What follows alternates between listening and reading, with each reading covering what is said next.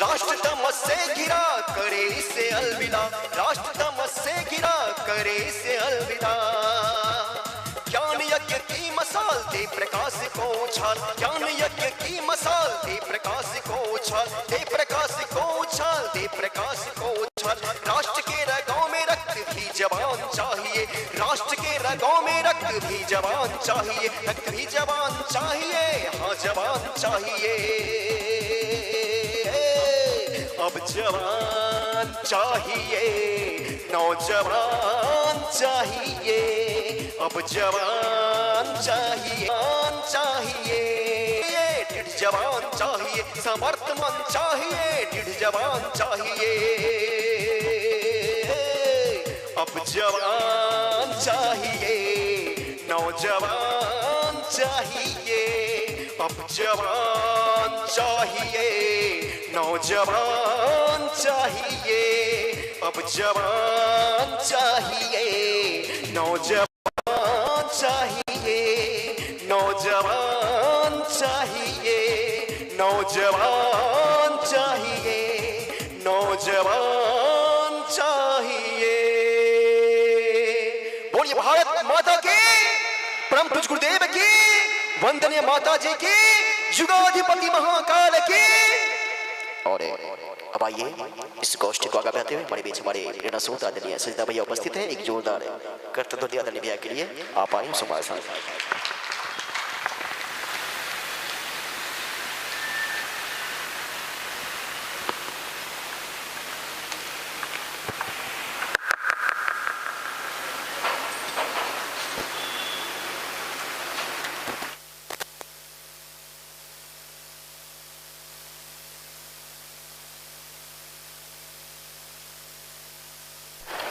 Hello, आइए कमर सीधा कर लीजिए, आंखें बंद कर लीजिए।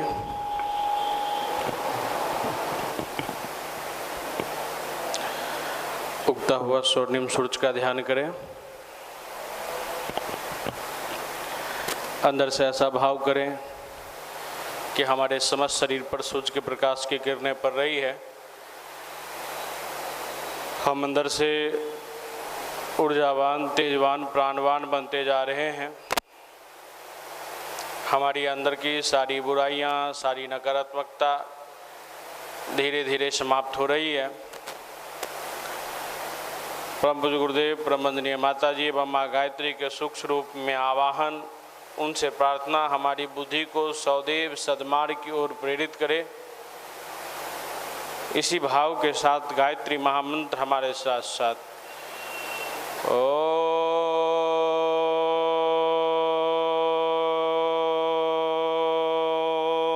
भूर्भुवः स्वः तत्सवितुर्वरेण्यं भर्गो देवस्य धीमहि धियो यो नः प्रचोदयात्। ॐ अखण्डमण्डलाकारं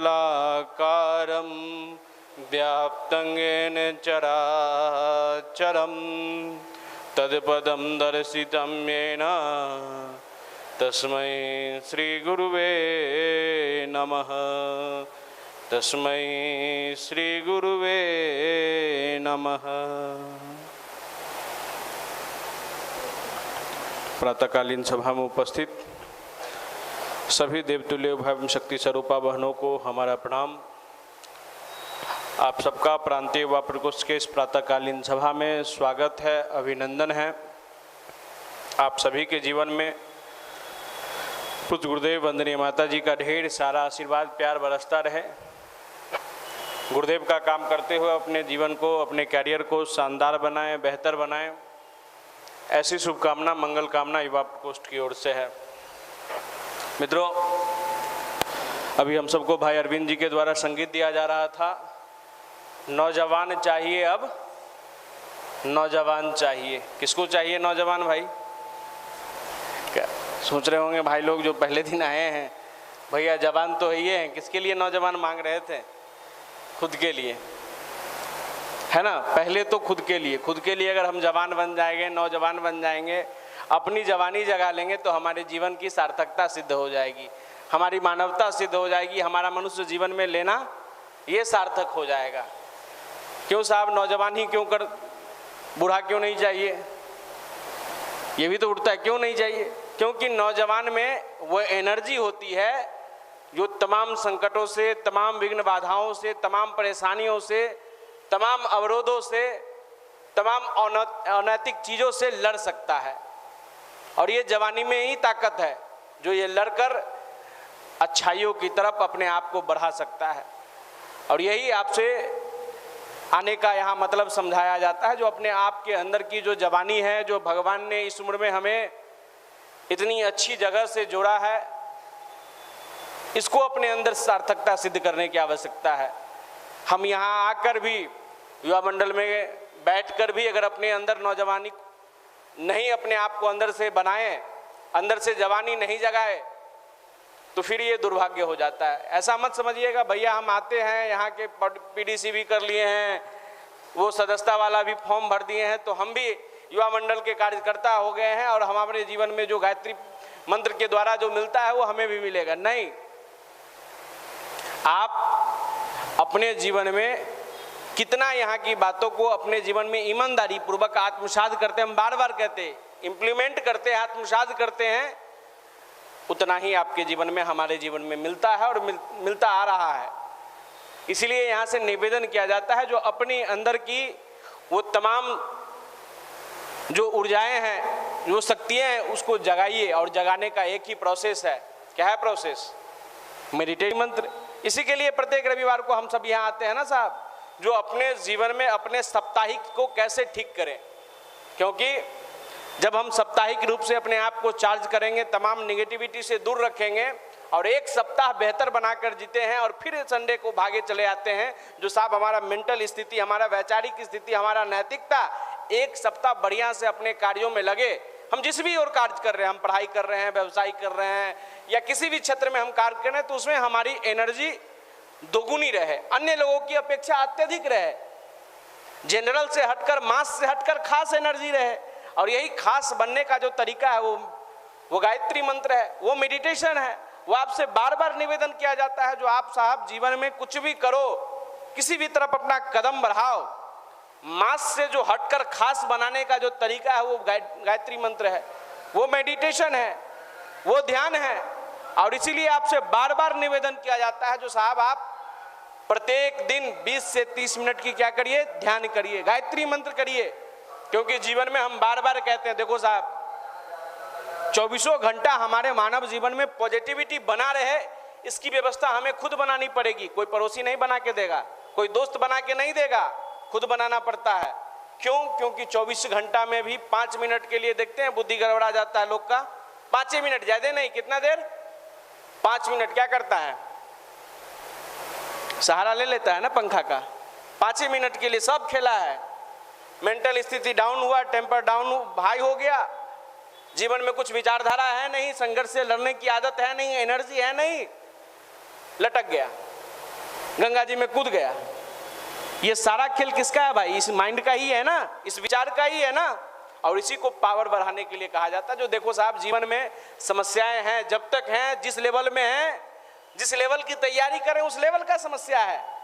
लेकिन तमाम समस्याओं का निदान कहाँ से निकलेगा? इसी खोपड़ी से निकलेगा ना। पड़ोसी भी निकाल के कोई देने वाला नहीं है, इसको तैयार करना होगा ना उस लायक।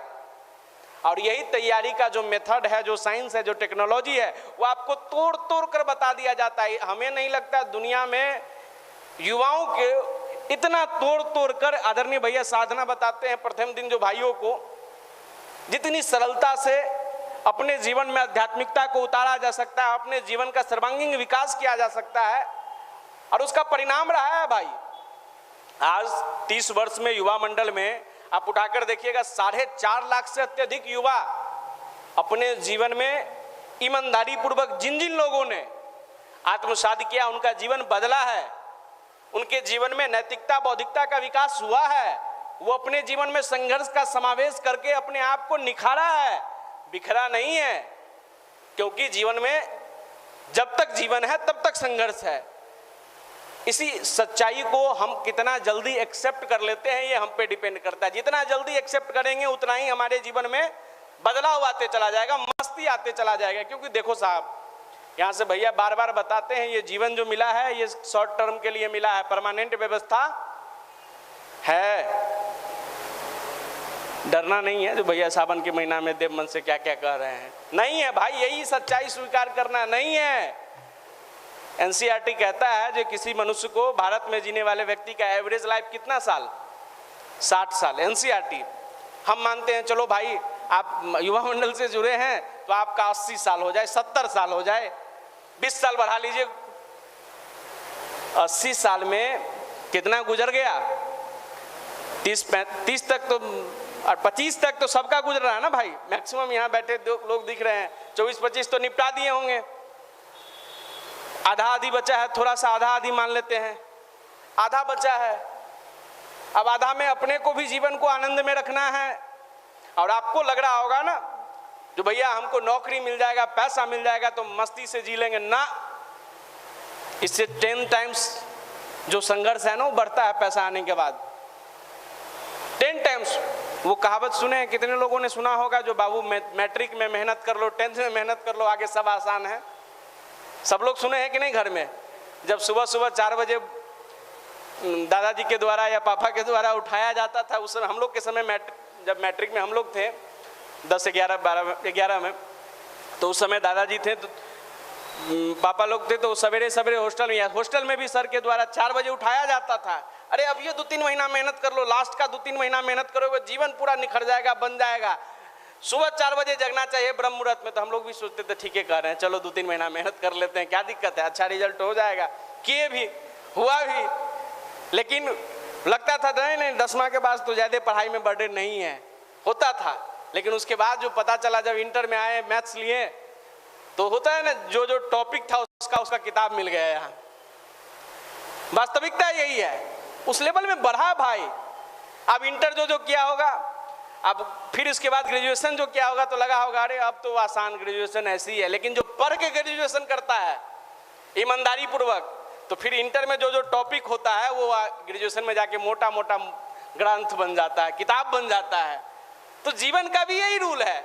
आपको लगता है जो नहीं साहब हम यहाँ जाएंगे तो हमको आसानी से सारा कुछ अचीवमेंट हो जाएगा, हम मस्त से रहेंगे, एकदम खुशी से रहेंगे। अरे भाई नहीं पता है उस दुनिया में जो जितना चकाचौंध दिख रहा है उस चकाचौंध के पीछे संघर्ष कितना है, समस्याएं कितनी है।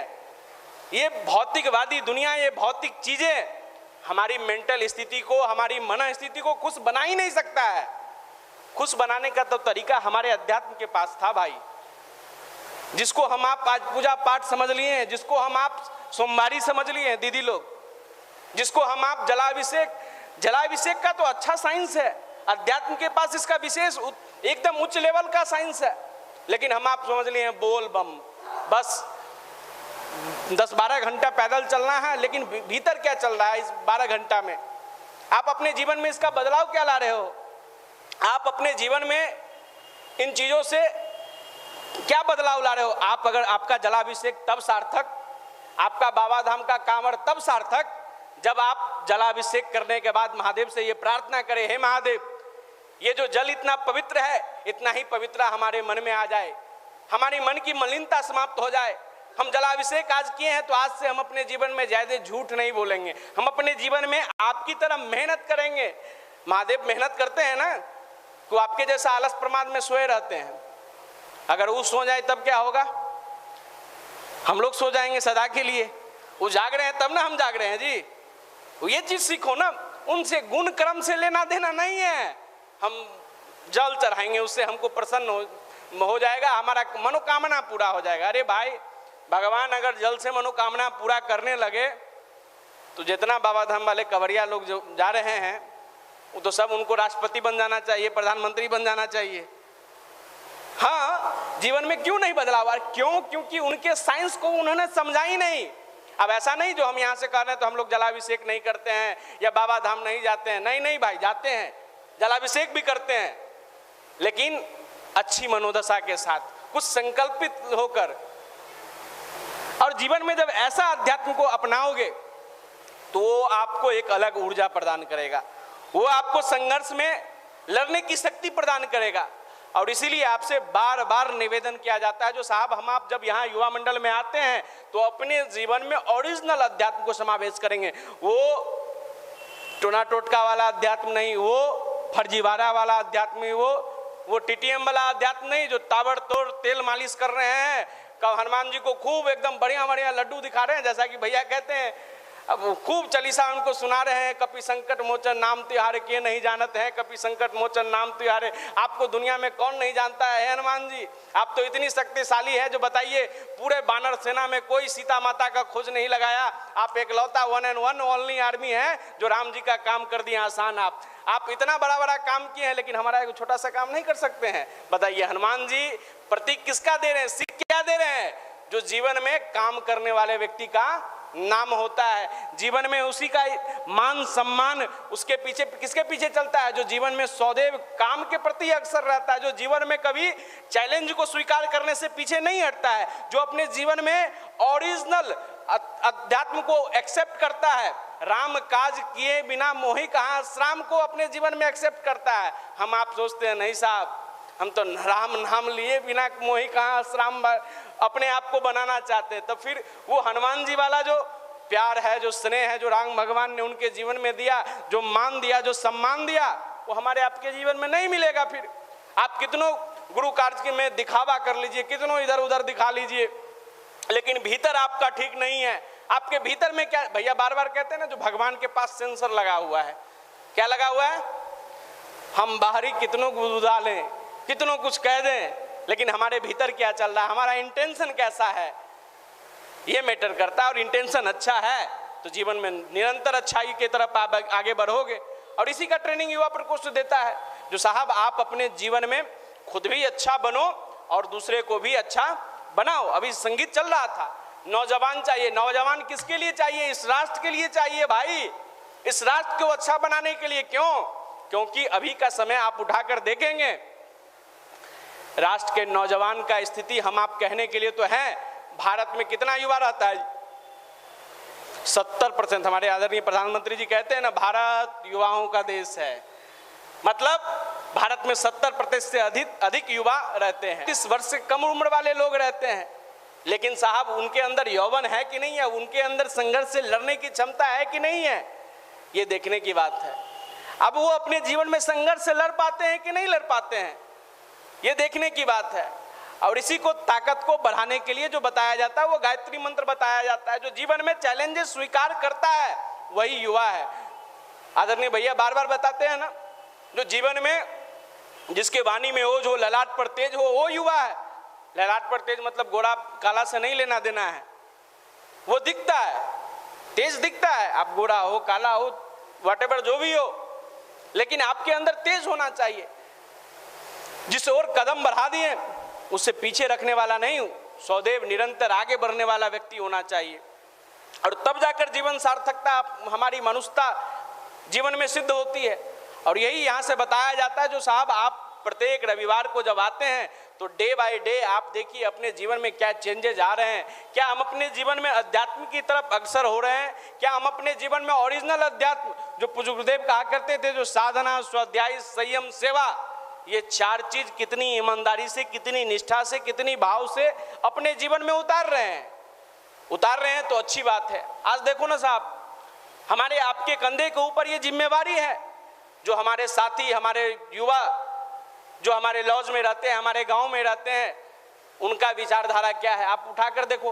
कभी कभी गांव जाने का मौका मिलता है और कभी कभी बात करने का आपस में मौका मिलता है भाई लोग से, गांव में जो जूनियर वगैरह है, तो कहता है जानते हैं भैया अभी जो गांव का माहौल है ना बहुत गड़बड़ है। बोले क्या गड़बड़ है भाई बताओ। तो हम लोग के समय जो पढ़ाई करने वाला युवा जो लोग रहता था, वो पढ़ाई के प्रति थोड़ा सा डिवोशन रहता था उसके जीवन में, वो अक्सर रहता था जो कुछ पढ़ेंगे, कुछ करेंगे। हम लोग के समय भी जब हम लोग मैट्रिक वगैरह, इंटर वगैरह में थे, तो लगता था नहीं साहब मैट्रिक पास करके पटना उठना जाएंगे तो इंटर में मैथ्स लेंगे तो इंजीनियर बनेंगे, जो बायोलॉजी लेने वाला था तो डॉक्टर का एम लेकर चलता था। आज देखिए गाँव में जाइए, 9th का बच्चा, 10th का बच्चा, 11th का बच्चा, वो उसकी मानसिकता देखिए, उसकी विचारधारा देखिए, उसके अंदर नैतिकता देखिए, उसके प्रति मेहनत के लिए तो एकदम एक्सेप्ट ही नहीं करता है, एकदम शॉर्टकट के लिए तैयार है। उसको और ऑलवेज कहने के लिए मिलेगा हमको पढ़ाई में मन नहीं लगता है। अरे भाई, अभी नहीं पढ़ोगे तो कब पढ़ोगे? अभी नहीं मेहनत करोगे तो कब करोगे? पढ़ाई में मन नहीं लगता मतलब पढ़ाई से दूर भागता है, हमको पढ़ने नहीं है। कौन सा फौज तैयार हो रहा है? अगर अभी उस तक अच्छा विचार, अच्छा सोच, अच्छा चिंतन नहीं पहुंचाया गया तो फिर आने वाला दिन और दुर्दिन है। अभी आप उठाई के देख रहे हैं बिहार का स्थिति, ये जितना जो क्राइम पे क्राइम हो रहा है ये कौन कर रहा है? युवा कर रहा है ना। क्यों? क्योंकि उसके जीवन में कोई अच्छा विचार नहीं है, अच्छा सोच नहीं है, अच्छा चिंतन नहीं है, अच्छा व्यवहार नहीं है, इसीलिए किसी ने भटका दिया तो भटक गया। और हमारे आपके कंधे के ऊपर है। जो पटना में रहने वाले भाई के पास से ये संडे की सेमिनार की सूचना, पटना में गर्ल्स हॉस्टल में रहने वाली बहनों के पास ये संडे सेमिनार की सूचना पहुंचे ताकि वो भी अपने जीवन में अच्छा सोच सके, अच्छा बोल सके, अच्छा कर सके, अच्छा चिंतन, अच्छा चरित्र, अच्छा व्यवहार बना सके। और ये काम करते हैं तब इससे महादेव प्रसन्न होते हैं। भाई सावन में जल चढ़ाने से कितना प्रसन्न होते हैं हमको नहीं पता, सोमवारी भूखने से कितना प्रसन्न होते हैं वो भी नहीं पता, लेकिन आप अगर भगवान का कार्य करते हो इतना जरूर पता है जो उससे आपके जीवन में भी बेनिफिट होगा और जिसको लाएंगे उसका भी कायाकल्प होगा।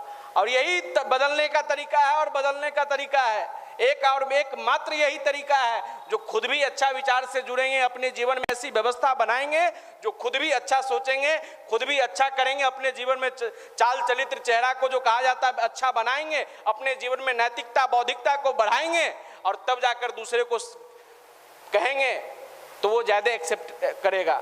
नहीं साहब, हम अपने जीवन में तो कुछ नहीं करते, हम तो सिर्फ भैया कहते हैं, कोई सुनता नहीं। क्यों सुनेगा? क्यों सुनेगा भाई? वो तो देखेगा ना। जब भाई आप जब संडे में जाते हैं तो आपके जीवन में क्या बदला है? आप पहले 1 घंटा नहीं पढ़ते थे, अभी 2-4 घंटा ईमानदारी से पढ़ रहे हैं। आप पहले उल्टा पुल्टा सोचते थे, उल्टा पुल्टा देखते थे, आप अच्छा देख रहे हैं, अच्छे लोगों के साथ उठ बैठ रहे हैं, अच्छा विचार कर रहे हैं। अगर हैं कर रहे हैं एकदम सुनेगा, एकदम सुनेगा, लेकिन खुद ही नहीं कर रहे हैं और उपदेश पे उपदेश दिए जा रहे हैं। अब हम यहाँ से खूब उपदेश आपको दे दें, खुद ही जीवन में ध्यान साधना नहीं करें, अच्छा विचार नहीं करें, अपने जीवन में यहाँ के डिसिप्लिन को नहीं उतारें तो फिर वो एक शब्द की तरह रह जाएगा। लेकिन जब अपने जीवन में ये तमाम विचारों को उतारते हैं और तब जाकर आपसे बताते हैं तो एक भाव की तरह लगता है भीतर और उससे चेंजेस होता है साहब। और यही प्रोसेस युवा को सिखलाता है जो व्यक्ति अपने जीवन में, और यही गुरुदेव ने कहा जो हम बदलेंगे तब युग बदलेगा, हम सुधरेंगे तब युग सुधरेगा। पहले फर्स्ट तब दूसरा, फर्स्ट में अपने आप को सुधारना है। और इसलिए हम आप जब यहाँ आते हैं तो इन बातों को अपने जीवन में उतारने का प्रयास करें। और ये विज्ञान जिन व्यक्ति ने अपने जीवन में उतारा है उनका जीवन सुखद समृद्धि के साथ आगे बढ़ा है। अब कार्यक्रम में बहुत समय नहीं लेते, हम सबके बीच हम सबके बड़े भाई आदरणीय अभिषेक भैया उपस्थित हैं, जिनका मार्गदर्शन, स्नेह, प्यार हम सभी के जीवन में सदैव आगे बढ़ने की प्रेरणा देती है। एक बार जोरदार करतल ध्वनि से भैया का स्वागत करेंगे। साथ ही निवेदन हम युवा साथी का मार्गदर्शन करें, आदरणीय अभिषेक भैया।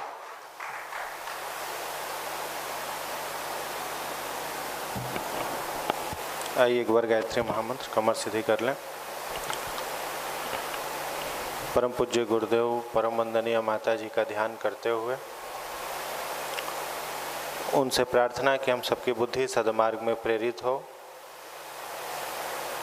सस्वर गायत्री मंत्र हमारे साथ साथ। ओम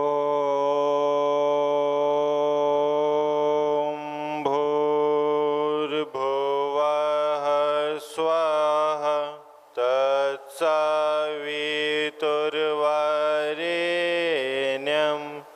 भर्गो देवस्य धीमहि धियो यो नः प्रचोदयात्।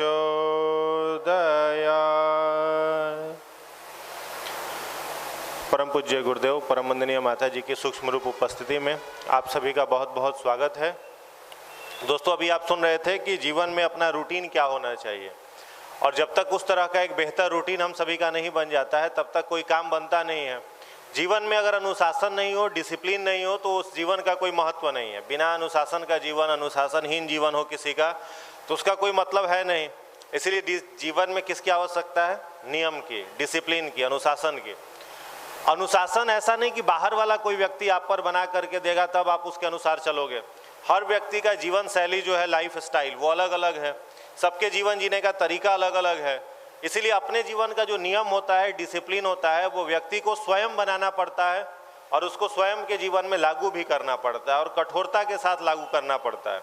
यहाँ पर बहुत बड़ी विडंबना ये देखने के लिए मिलती है कि बहुत सारे भाई अपने संडे सेमिनार में जो आते हैं, बहनें आती हैं, उन लोगों का एक कॉमन समस्या है कि भैया मेडिटेशन आप लोग जो बतलाते हो वो मेडिटेशन करने में हमारा मन नहीं लगता है। मन अगर लगे भी तो हम रेगुलरिटी मेंटेन नहीं कर पाते हैं। आप सोच करके देखो कि 20 मिनट का ध्यान मेडिटेशन जो आपको सिखाया जाता है, जिसको यदि आप और ज़्यादा देर तक करें तो उसका लाभ और मिलेगा। यानी 20 मिनट का मेडिटेशन अगर आप आधे घंटे करते हो, 35-40 मिनट करते हो, तो लाभ उसका और गुना और भी बढ़ जाता है। लेकिन भाई लोग कहते हैं कि भैया 20 मिनट का वो मेडिटेशन करने में मन नहीं लगता है। चलो मन नहीं भी लगता है, अनमनस तरीके से भी आप बैठ गए, उसके बाद दिक्कत क्या आता है? कहते हैं कि रेगुलरिटी मेंटेन नहीं हो पाता है, यानी नियमितता उसमें नहीं रह पाती है। 4 दिन किया, 5वें दिन छूट गया, 1 सप्ताह किया, अगले सप्ताह पूरा छूट गया, ये अनियमितता उनके जीवन में आ जाती है। तो कैसे माना जा सकता है कि एक छोटा सा मेडिटेशन जिसको वो नियमित नहीं कर सकते, जो कि सरल था उनके लिए करना, वो अपने जीवन में कुछ उपलब्ध हो जाने के बाद उसको नियमितता पूर्वक मेंटेन करेंगे। एक सफल व्यवसायी भी जो होता है ना, उसको अगर आप देखोगे तो आपको तो कहा जाता है 8 से 10 घंटे की सेल्फ स्टडी। एक सफल व्यवसायी भी जो है आज के समय में, अपने ग्रुप में भी बहुत सारे लोग हैं, वो 14 से 15 घंटा काम करते हैं, मिनिमम 15 घंटा काम करते हैं। पटना में जितने भी रिनॉल्ड टीचर हैं जिनका नाम है चर्चा, या फिर दिल्ली, इलाहाबाद, सबके साथ लगभग लोगों के साथ मिलना जुलना होता है, और जब उनके पास आदमी बैठता है, हम लोग देखते हैं तो मालूम चलता है कि मिनिमम आज ऐसे ही वो स्टार टीचर नहीं बना, आज ऐसे ही उसके पीछे हजारों बच्चे नहीं चल रहे हैं। कारण क्या है? वो भी आज के समय में भी अपने कंटेंट को बेहतर बनाए रखने के लिए मिनिमम 13 से 14 घंटा मेहनत करता है। मतलब एक टीचर 14-15 घंटा मेहनत करे, एक बिजनेसमैन 14-15 घंटा मेहनत करे, लेकिन आज के समय का जो यंगस्टर है, जो युवा पीढ़ी है, उसको अगर कहा जाता है कि 30 मिनट का मेडिटेशन कर लो, नियमितता पूर्वक 8 से 10 घंटे की सेल्फ स्टडी कर लो, तो वो कहता है कि हम डेविएट हो गए, हम भटक गए, मेरे जीवन में भटकाव आ गया। इसका सीधा सीधा मतलब है दोस्तों कि मेहनत करना आज के समय की युवा पीढ़ी नहीं जान रही है।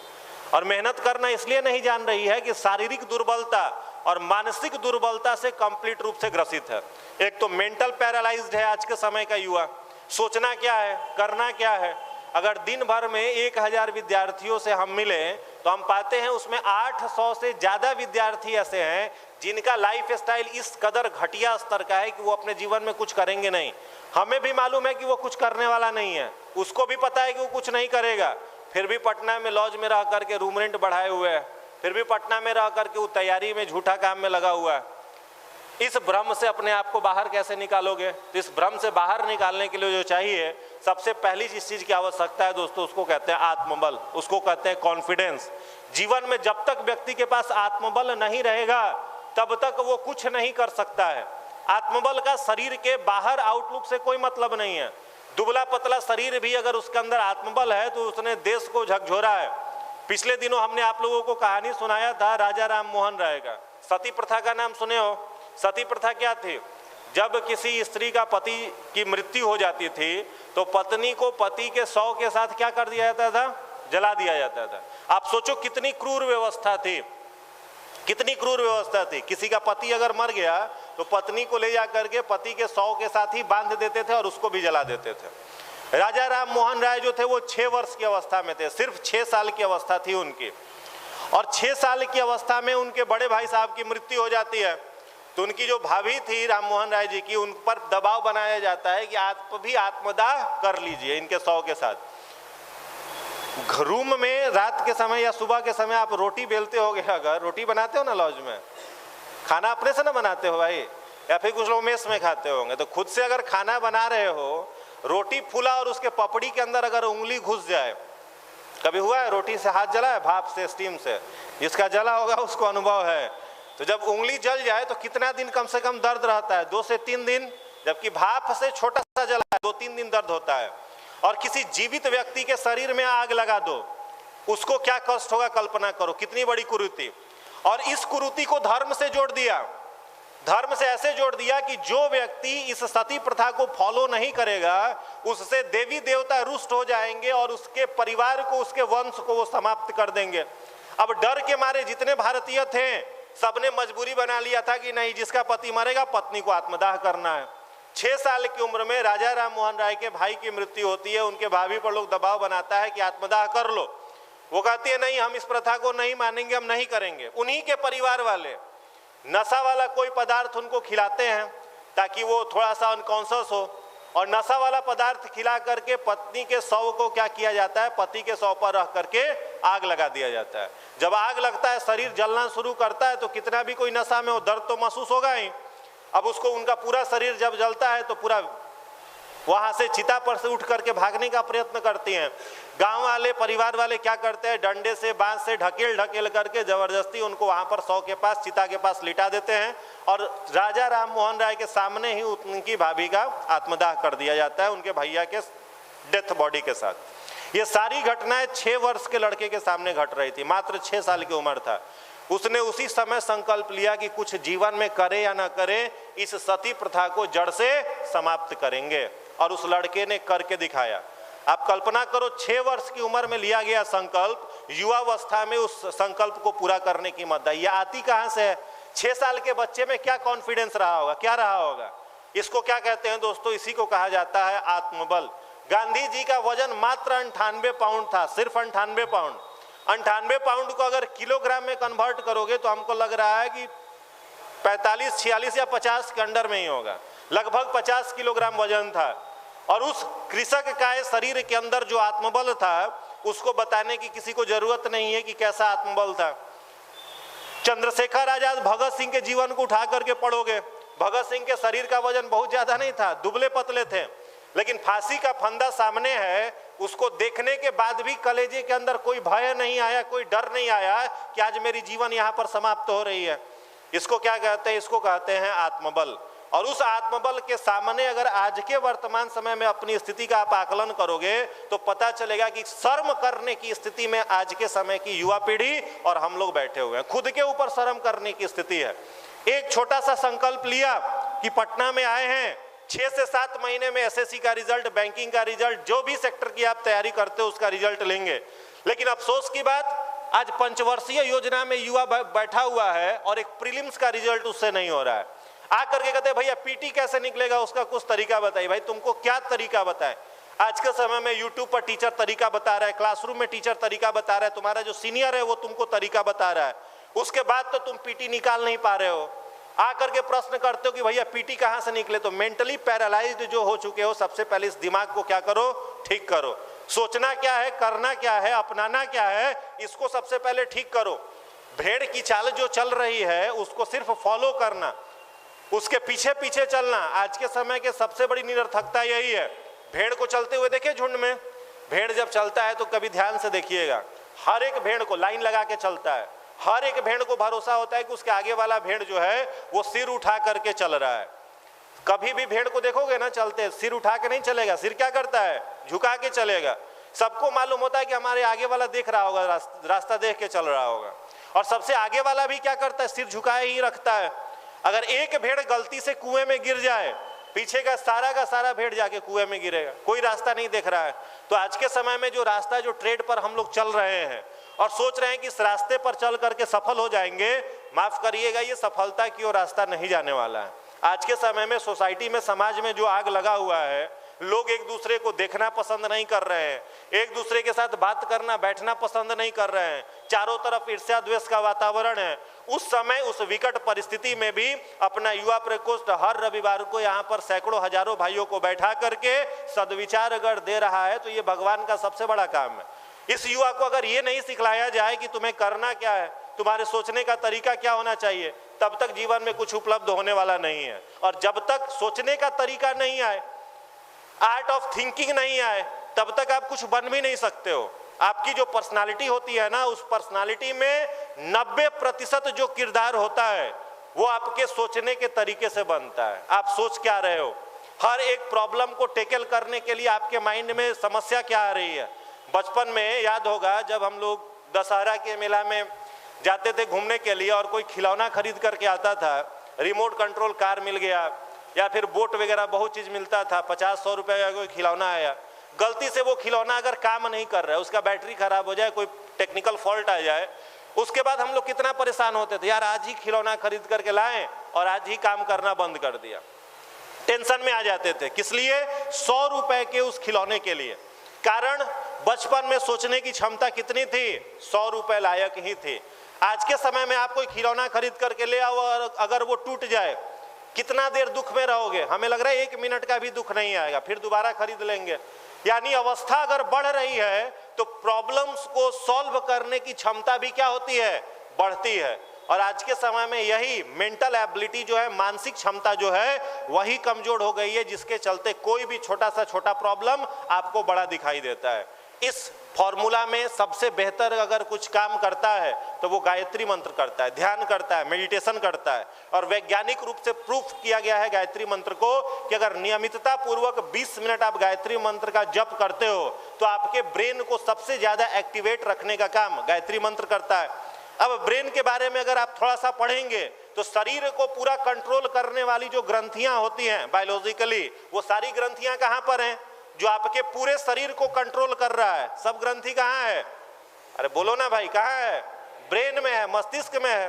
पूरा शरीर को कै गो ग्रंथि मिलके कंट्रोल कर रहा है? सिर्फ 3 ही ऐसी ग्रंथि है जो आपके पूरे शरीर को कंट्रोल कर रही है। प्यूटिट्री है, पीनियस और हाइपोथैलेमस है। तीनों ग्लैंड कहां पर? आपके ब्रेन में, आपके मस्तिष्क में। सारी ग्रंथियों का नियंत्रण इन्हीं के हाथ में है। और ये सबसे ज्यादा सक्रिय रूप में कार्य कब करेंगे? जब नियमितता पूर्वक बैठ करके 20 मिनट का गायत्री मंत्र कर करके देखो। 2-2.5 घंटे एक्सरसाइज करोगे तो शरीर की ये ग्रंथियां जितना हार्मोन निकालती हैं उससे कई गुना ज्यादा ये स्टिमुलेट होती हैं 20 मिनट के मेडिटेशन से, कई गुना ज्यादा।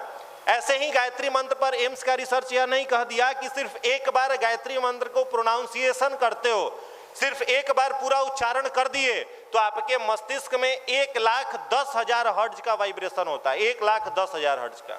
अब कल्पना करो कि कितना वाइब्रेट होता है ये ग्रंथि, कितना स्टिमुलेट होता है, और इसके द्वारा स्रावित किया गया हार्मोन कई गुना अधिक बढ़ जाएगा। कंसंट्रेशन, आईक्यू, मेमोरी, ये जो कहा जाता है, अगर कोई व्यक्ति नियमितता पूर्वक गायत्री मंत्र करना शुरू कर दे तो ये आईक्यू, कंसंट्रेशन, मेमोरी उसके सामने बौना दिखाई देगा। ये कोई बहुत बड़ा चीज दिखाई नहीं देगा। आपका भी मेंटल ग्रैब इतना ज्यादा मजबूत हो जाएगा कि किसी भी चीज को कम से कम समय में आप सब समझ सकते हो, उसको जान सकते हो। और हम लोगों ने 1-2 विद्यार्थियों पर नहीं, हजारों विद्यार्थियों पर, हजारों भाइयों पर इसका रिसर्च किया है। सामान्य लड़के, सामान्य विद्यार्थी यहाँ पर आए, मतलब उसको देख करके कोई यह नहीं कह सकता है कि इसकी ऑफिसर पर्सनालिटी है। देख के नहीं लगेगा उसका कि ऑफिसर पर्सनालिटी है। और पारिवारिक पृष्ठभूमि इतनी कमजोर कि उनके भाई बहनों का को भोजन भी, उनके पिताजी सामान्य कोई काम कर रहे हैं, पिताजी की सैलरी कितनी? आदरणीय मनीष भैया कई बार इस कहानी का जिक्र भी करते हैं। पिताजी की सैलरी कितनी? 12 से 15 हजार। उसमें परिवार में कितने सदस्य? 8 सदस्य। 15,000 की नौकरी में आज के समय में 8 सदस्यों को खिलाना, उनका मेंटेनेंस करना असंभव है। और उतनी विषम परिस्थिति में विद्यार्थी यहाँ पर आए और सिर्फ एक चीज को यहाँ से सीखा, किसे? मेडिटेशन को, गायत्री मंत्र को, और रेगुलरिटी मेंटेन करके उसको किया। और लाभ क्या? कोई डीएसपी बना, कोई एसडीएम बना, कोई बीडीओ बना, कोई बीपीआरओ बना, अलग अलग सिविल सेवा परीक्षा में चयनित हुए। कई सारे वनडे एग्जाम जो है एसएससी, बैंक, रेलवे, इसमें हजारों की संख्या में लड़के गए। कारण क्या है? यहाँ के डिसिप्लिन को जीवन में उतारा। और कई भाई ऐसे भी आपको मिलेंगे जो हर रविवार को आकर के चुपचाप बैठ जाएंगे, भैया का प्रवचन सुनेंगे, सुन करके अच्छा लगेगा, ताली बजाएंगे, लेकिन जितना डिसिप्लिन भैया बताएं उसको जीवन में उतारेंगे नहीं। ये तो वही बात हुई, भगवान को मानेंगे, भगवान की नहीं मानेंगे। दोनों में अंतर है। भगवान को मानेंगे, भगवान की नहीं मानेंगे। भैया को मानेंगे, भैया की बात नहीं मानेंगे। तो माफ करिएगा, सिर्फ आ करके अगर बैठ जाते हैं, सिर्फ बैठे रहते हो तो ये प्रवचन जीवन में उतरेगा, इसमें लंबा समय लग जाएगा। इसलिए जो भी चीज बताया जाता है, सबसे पहला आपका ड्यूटी होना चाहिए कि उन सारी चीजों को कठोरता पूर्वक अपने जीवन में क्या करे? उतारे। और आज के समय में जो ये अंधभक्ति चल रही है, इस अंधभक्ति के समय थोड़ा सा अपने आप को क्या करे? समझदारी पूर्वक इन चीज को करे। अभी सावन का महीना है, तो सावन के महीने में चारों तरफ देखोगे तो क्या शंकर भगवान के भक्त बरसाती मेंढक की तरह बाहर निकलते दिखाई देंगे। है ना, जो सिर्फ बरसात में दिखेंगे। बरसाती मेढक समझते हो क्या होता है? बरसाती मेढक कब निकलता है? बरसात में। बाकी समय मालूम है कहाँ रहता है? वो कहाँ रहता है? हाइबरनेशन स्टेज में रहता है। हाइबरनेशन समझ रहे हो ना? सुसुप्तावस्था में मिट्टी के नीचे चल गया, वहां आराम से सो रहा, फिर बरसात आएगा बाहर निकलेगा। यानी कुछ भक्त ऐसे हैं जो साल भर में 1 महीना सक्रिय होंगे, सिर्फ 1 महीना सक्रिय होंगे। कई सारी घटनाएं आज के समय में आपको दिख रही होगी, अगर आप सोशल मीडिया से जुड़े होंगे, कि फलना जगह भक्तों का जमावड़ा जा रहा था, किसी ड्राइवर ने थोड़ी गलती कर दी, उसको भरदम पीट दिया। न्यूज़ देखे ना 2-3 दिन पहले का। कई जगह पर अगजनी कर दी। भाई ये कैसे भक्त हैं जिनके अंदर शालीनता ही नहीं है? शिव का अगर रुद्राभिषेक आप पढ़ोगे, शंकर भगवान का कौन सा पूजा किया जाता है? रुद्राभिषेक, यही होता है ना, जो जल चढ़ाया जाता है, उन पर दूध चढ़ाया जाता है। तो रुद्राभिषेक में स्पष्ट रूप से लिखा गया है, क्या लिखा गया है? शिव की पूजा शिव बन करके करे, शिव की पूजा शिव बन करके करे। जितने भक्त हैं आज के समय में शिव नहीं बनेंगे, लेकिन शिव की पूजा करेंगे। शिव का मतलब क्या होता है? शिव का अगर शाब्दिक अर्थ निकालोगे तो मतलब क्या होता है? अनुशासन। शिव शब्द का मतलब ही है अनुशासन, डिसिप्लिन। यानी भगवान शंकर को क्या पसंद है? डिसिप्लिन। कई सारे भक्त ऐसे हैं जो शंकर भगवान का प्रसाद समझ करके क्या, तो शंकर भगवान, भांग चढ़ाया जाता है शंकर भगवान पर, तो भांग भी हम क्या करेंगे? खाएंगे। शंकर भगवान एक ऐसे भगवान हैं, भोले बाबा, जिनको ज्यादातर लोग इसलिए पूजते हैं क्योंकि उनके प्रसाद से व्यक्तिगत लाभ मिलता है। भांग खाएंगे तो 2-4-5 घंटा मजा आएगा, गांजा उंजा मार लेंगे 2-4 घंटा मजा आएगा। कुछ भक्त ऐसे हैं, अगर उन्हें कहो कि नशा करना बेकार चीज है, नहीं करो, इससे तुम्हारे शरीर की हानि होगी, वो कहेगा हमारे बाबा नशा करते हैं तो उनको हानि है नहीं, वो हम करेंगे तो हानि हो जाएगा, वो तर्क देगा। मतलब भोले बाबा को क्या बना दिया? नशा करने वाला देवता। भक्तों के अनुसार ऐसे वो है नहीं। उनसे पूछिए कि भोले बाबा ने विष भी पिया था, समुद्र मंथन हो रहा था तो समुद्र से कई सारे रत्न निकले, उसमें से 2 रत्न और थे, एक का नाम था हलाहल। क्या नाम था? हलाहल। वो हलाहल क्या था? विष था। कालकूट या हलाहल, 2 नाम से उसको जाना जाता है। कालकूट या हलाहल जब धरती पर अगर गिर जाता तो पूरी पृथ्वी को क्या करता? समाप्त करता। इतना जहरीला था। कोई देवी देवता उसको पीने के लिए सामने नहीं आया, सिर्फ एक भगवान भोले बाबा। सब पहुंचे उनके पास, जाकर के प्रार्थना की कि इस समस्या से पृथ्वी को अगर कोई बचा सकता है तो केवल कौन बचा सकता है? आप ही हैं। भोले बाबा ठीक है, लाओ लाकर लाओ पी लेते हैं। उसको क्या किए?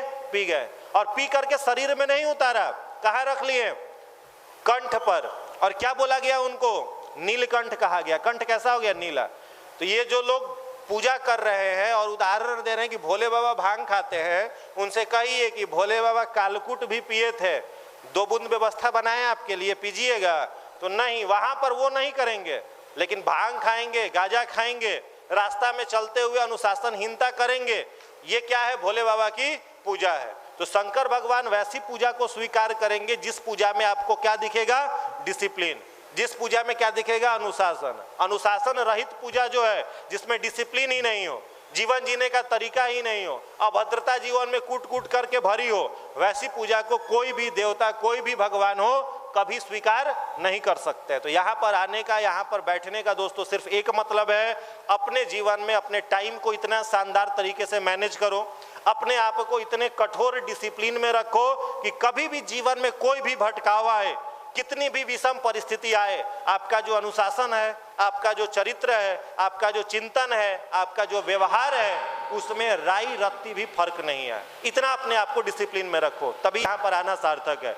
अधिक समय नहीं लेते हुए अब आप सबके बीच हम सभी के बड़े भाई आदरणीय निशांत रंजन भैया, जिनका मार्गदर्शन प्रत्येक रविवार को हम सभी भाइयों को प्राप्त होता है।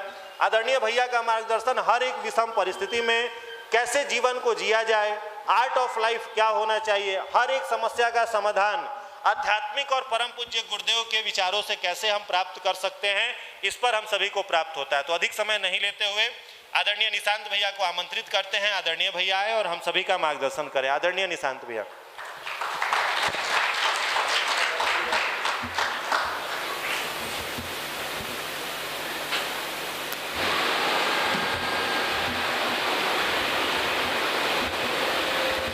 दोनों हाथ गोद में कर लें, कमर सीधी, नेत्र बंद, उगते हुए स्वर्णिम सूर्य का ध्यान करें। ऐसा भाव करें कि हम अंदर से ओजस्वी तेजस्वी हो रहे हैं, हमारी सारी बुराइयां धुल रही हैं। परम पूज्य गुरुदेव परम वंदनीय माता जी की सूक्ष्म रूप उपस्थिति में साथ साथ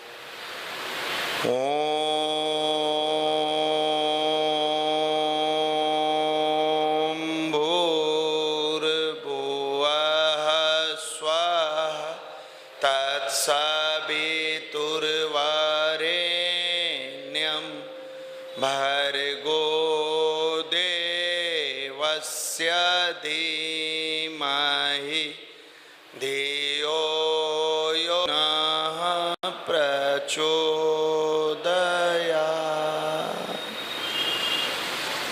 सभी को प्रणाम। परम पूज्य गुरुदेव परम वंदनीय माता जी की असीम अनुकंपा बनी रहे, ऐसी मंगल कामना युवा प्रकोष्ठ की तरफ से।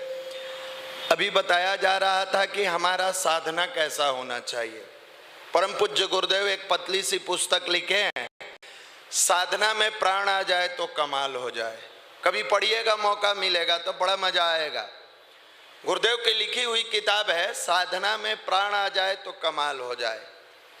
अब वो साधना, हमारी आपकी साधना क्या है? हम वस्तु से भगवान को रिझाना चाहते हैं, व्यक्तित्व से प्रभावित नहीं करना चाहते हैं। आज देखिए हम जा रहे हैं, अभी भाई हमारे जिक्र कर रहे थे कि हम भोला बाबा का पूजा कैसे करें। उसमें हम क्या कर रहे हैं? वस्तु से रिझा रहे हैं। बेलपत्र चढ़ा लिए, भांग चढ़ा लिए, धतूरा, ये एक पार्ट है, ये पूजा का एक पार्ट हो सकता है। लेकिन क्या अपने अंदर की बुराइयों को चढ़ा रहे हैं? बाबा ने तो 20 पिया था, आप सब जानते हैं। समाज की रक्षा के लिए बाबा ने 20 पिया। आप कुछ नहीं कर पाते हैं, बस टाइम पास कर रहे हैं, पूजा के नाम पर मंदिरों में जा रहे हैं, लेकिन अपने आप को पवित्र नहीं बना रहे हैं। पूजा का मतलब क्या होता है? मैक्सिमम लोगों से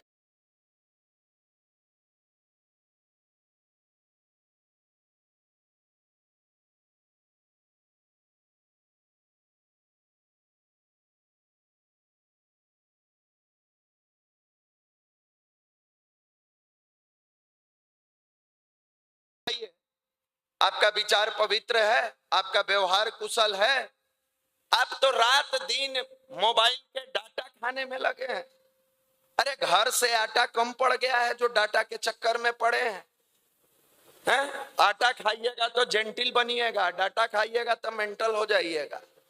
आपको तय करना है कि अगर मेंटल होना है तो डाटा खाओ, बैठ के 1.5 GB 2 GB 2.5 GB, कई गो के तो 2.5 GB भी कम पड़ जाता है, ये लोग का तो और कम पड़ जाता है। रील्स देखने में, रील्स बनाने में खाइए डाटा, बाद में मेंटल हो जाइएगा। और बार बार भैया कहते हैं बिहार में कोई मेंटल हॉस्पिटल नहीं है, नहीं है बिहार में मेंटल हॉस्पिटल, परेशान हो जाइएगा।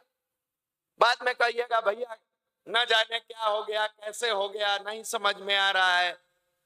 विद्यार्थी जीवन को अगर शानदार बनाना है तो पूजा का विज्ञान को समझना होगा, और पूजा का विज्ञान अध्यात्म से शुरू होता है। और अध्यात्म की पहली जो, जैसे आप पढ़ाई की शुरुआत करते हैं तो ABCD से शुरू होता है, वैसे ही अध्यात्म की पहली सीढ़ी मेडिटेशन है। पहली सीढ़ी मेडिटेशन है, ध्यान। अगर आप अपने आप को कंसंट्रेट नहीं कर पाइएगा, आप जीवन में कुछ नहीं कर पाइएगा।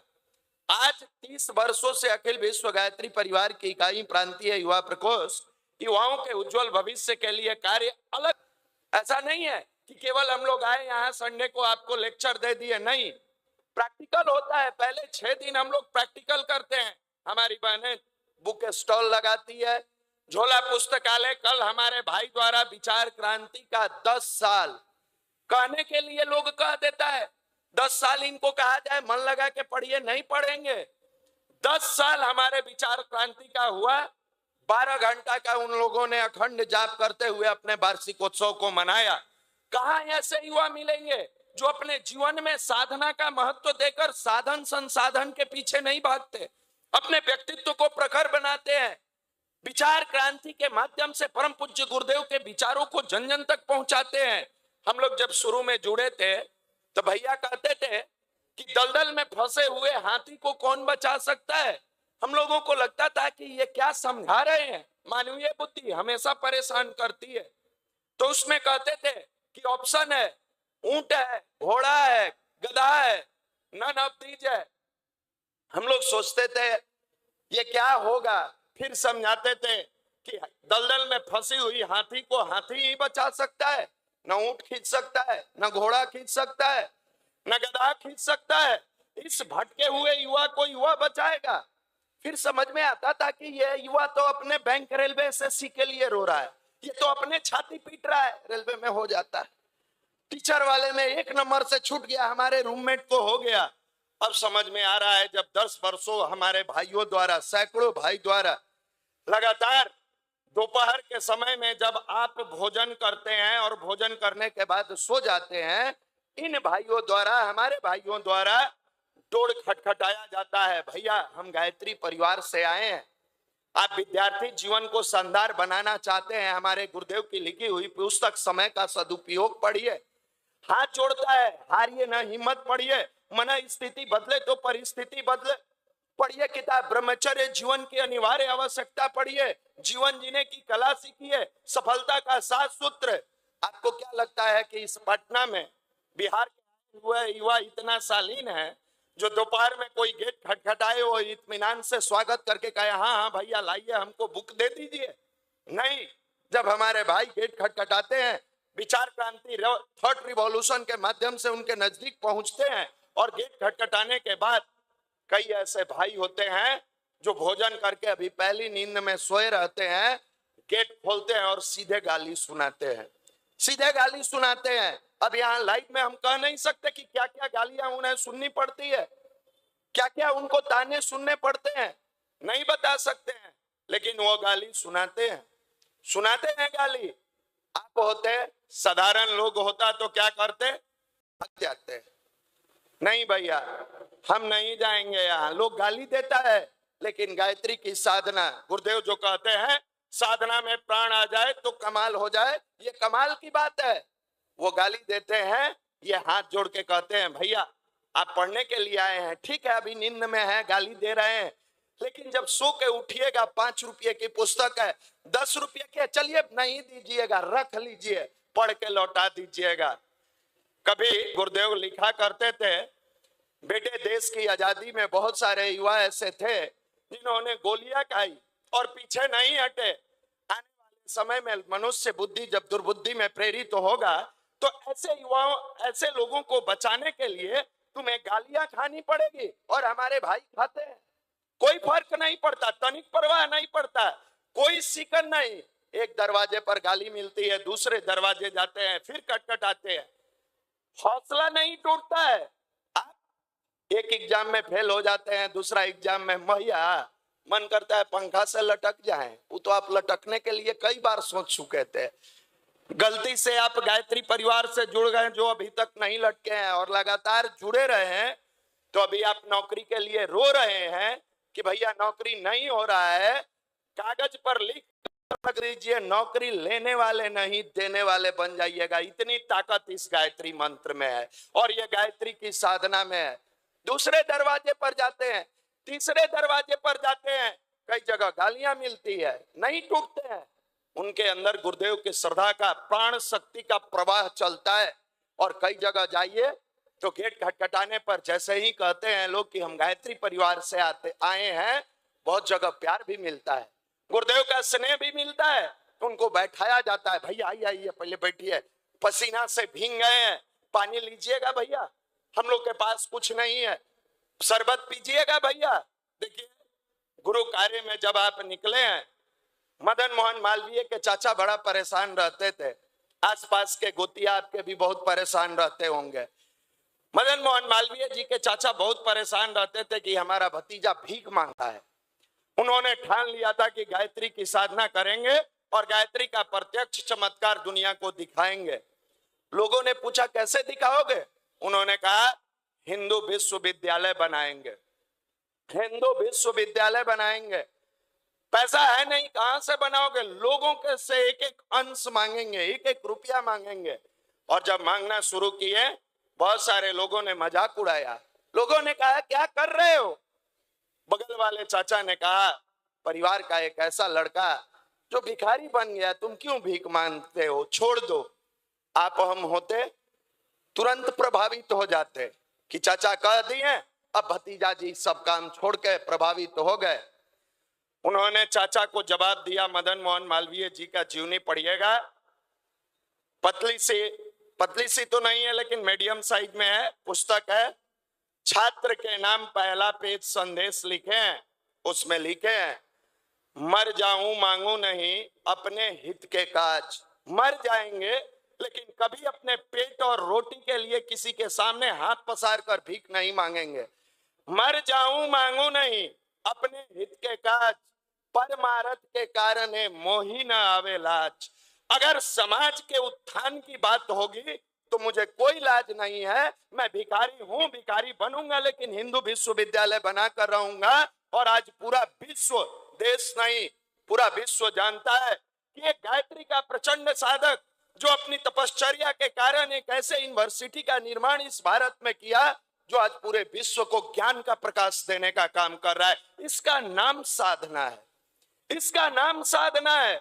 आज का विद्यार्थी अगर साधना समझ जाए, साधन अपने आप उसके पीछे पीछे दौड़ने लगेगा। नहीं समझता है, साधना का मतलब वो पूजा समझता है। बैठ के हमारे बाबा त्रिकुंड बनाया करते थे, सावन में रुद्राभिषेक कराया, ये हमारे कर्मकांड की एक प्रक्रिया है, इसको हम छुटला नहीं सकते हैं। लेकिन जब तक भाव न जगा, वो कर्मकांड किस काम का? सब्जेक्ट जो पढ़ते हैं वो आपके पढ़ाई की एक प्रक्रिया है, लेकिन सेल्फ स्टडी करने बैठे उसमें आपका मन और चित्त न लगे तो वो पढ़ाई किस काम का? फिर तो बेकार है। आप पन्ना पलट रहे हैं, वो उसमें मन नहीं लग रहा है तो पढ़ाई बेकार। आप पूजा करने जा रहे हैं, चित्त पवित्र नहीं है आपका, पूजा बेकार। आप उसको समझेंगे है ही नहीं। भैया हमारा मन नहीं लगता है, कहां से लगेगा? 24 घंटा में 6 घंटा आपका रील्स में बीतता है, 2 घंटा अश्लील बातों में बीतता है, 8 से 10 घंटा आपका सोने में बीत जाता है। आप आए थे पटना में कैरियर बनाने के लिए, अपने भाग्य और भविष्य दोनों को सुला दिया, दोनों को सुला दिया। 8 से 10 घंटा जो युवा सोता हो वो चाहता है कि मेरा भाग्योदय हो जाए। माफ करिएगा, आपका भाग्योदय संभव है ही नहीं। 6 घंटा एक विद्यार्थी के लिए बहुत है, इनफ है, इनफ है। अगर आप बीमार हैं तो 1 घंटा और बढ़ा लीजिए, 7 घंटा बहुत है एक विद्यार्थी के लिए सोना। 8 घंटा, 10 घंटा, 12 घंटा, 14 घंटा, ये आप सोने वाले सोने के लिए आए हैं। बार बार यहां से जिक्र करते हैं, जिसके 50 साल, 55 साल, 60 साल के पिता रात दिन 12 घंटा, 14 घंटा खेतों में काम करते हैं, मेहनत करते हैं, ऑफिस में काम करते हैं, मजदूरी करते हैं, हर दिन इंतजार में बैठे रहते हैं कि मेरा बेटा सफल बनकर आएगा, मेरी बेटी सफल बनकर आएगी। उस गार्जियन को क्या पता कि आप 12 घंटा जो मेहनत करते हैं, आपका औलाद 12 घंटा सोकर समय काट रहा है। वो भूल गया है कि मेरे पिताजी इतने संघर्ष से पैसा भेजते हैं। वो भूल गया है कि हम पटना में अपने कैरियर को बनाने आए हैं। और आपको क्या लगता है कि आपके सफलता से आपके पिता को सुख मिलने वाला है? नहीं, सुख का समय गुजर गया। सुख का समय किसी भी व्यक्ति के जीवन में 18 साल से लेके युवा अवस्था से लेके 18 से 48 साल का होता है। 48 साल के बाद आपके पिताजी का न शौक रह जाएगा, बस भोजन के अलावा उन्हें क्या चाहिए? 2 वस्त्र काफी है। आपके तरह उनके जीवन में ये शौक नहीं है कि मैं जींस पहनकर घूमूंगा। आपकी माँ के जीवन में क्या रह जाएगा? कुछ नहीं रह जाएगा। फिर भी आप नहीं समझते हैं कि जो हमारे पिता ने समर्पण के साथ दिया है वो हमारे कैरियर के लिए दिया है, मेरे जीवन के लिए दिया है। और आप पटना में टाइम पास कर रहे हैं। माफ करिएगा मेरे मित्र, इसी के लिए प्रत्येक रविवार को बुलाया जाता है, आपसे आपका दर्शन कराया जाता है कि आप अपने आप को देखिए कि हैं कहां। क्या आप सेल्फ स्टडी करते हैं? 8 से 10 घंटा अगर सेल्फ स्टडी करते हैं, आप अपने माता पिता के होनहार संतान हैं, होनहार संतान है। परिस्थितियां उठापटक होती रहती है, सरपट रास्ता नहीं मिलता है, रास्ते पर गाड़ी भी होती है तो गड्ढा मिलता है, ये जीवन का पार्ट है। जीवन में कठिनाइयों का आना पार्ट ऑफ लाइफ है। जब आप रामायण देखे होइएगा तो स्वयं भगवान आकर इस धरती पर लीला करके दिखाएं कि देखो आओगे मनुष्य जीवन में तो कष्ट होगा, दुख होगा, लेकिन जीवन में कठिनाइयों का आना पार्ट ऑफ लाइफ है। अगर आपके जीवन में मेडिटेशन, अच्छी पुस्तकों का स्वाध्याय, अच्छे सत्संग की व्यवस्था है तो ये कठिनाइयां आएगी, लेकिन इससे लड़ते हुए निकल जाना हमारे जीवन का आर्ट ऑफ लाइफ है, जिसको जीवन जीने की कला कहते हैं। और यही हमारे गुरुदेव ने सिखाया, यही सिखाया। अवलखेड़ा ग्राम में जन्म लेने वाला एक युवक जो आजादी की लड़ाई में लड़कर स्वतंत्रता सेनानी के रूप में तो काम करते ही हैं, गायत्री मंत्र की साधना करके, प्रचंड साधना करके अपने की दशा और दिशा दोनों को सुधारते हैं। लेखन करते हुए, तपश्चर्या करते हुए, गृहस्थ जीवन जीते हुए जन जन तक गायत्री को फैलाया। हमारे आपके जीवन में केवल साधना करना है, अपने मेंटल एबिलिटी को मजबूत बनाने के लिए पढ़ाई करना है, अपने इकोनॉमिकल कंडीशन को मजबूत कराने के लिए। फिर भी उदास, हताश, निराश, भैया पढ़ने में मन नहीं लगता है। ये कौन बच्चा कह रहा है जिसकी माँ को एक नया साड़ी खरीदने के लिए पिता को साल भर इंतजार करना पड़ता है? ये कौन बच्चा कह रहा है जिसके परिवार में महीने की 8,000 की कमाई है, ठीक से परिवार नहीं चल रहा है, फिर भी उसके पिता पटना में पढ़ा रहे हैं? वो भी बच्चा कह रहा है भैया पढ़ने में मन नहीं लग रहा है। अरे दुर्भाग्य है तेरी जवानी का, लानत है ऐसे युवा का जो नाम का युवा है, काम का कुछ नहीं है।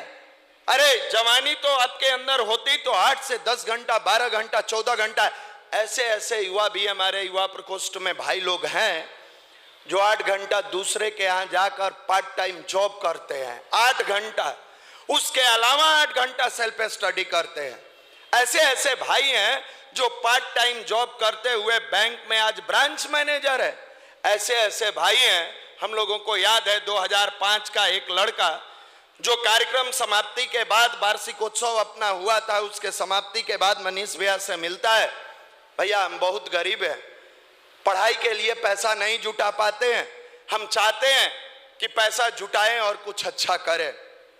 भैया कहें उस समय इतना सोशल मीडिया नहीं था, प्रिंट मीडिया का जमाना था।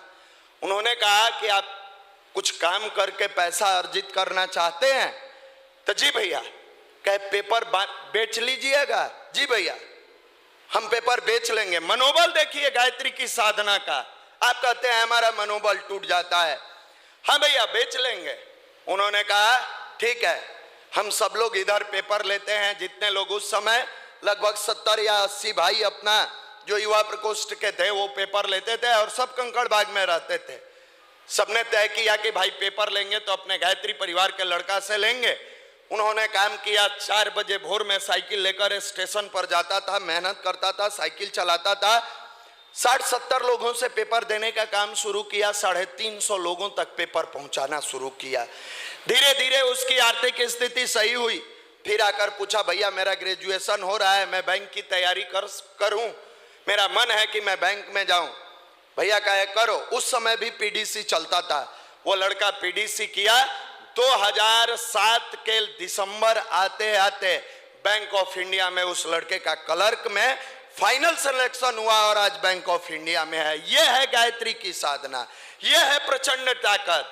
आज पर्सनालिटी बनाना तो चाहते हैं लेकिन अंदर का नहीं बाहर का, रंग रूप बदलना तो चाहते हैं अंदर का नहीं बाहर का, ऊपर से पोचाड़ा मारकर चमकना चाहते हैं, अंदर कचड़ा भरा हुआ है, अंदर कचड़ा भरा हुआ है।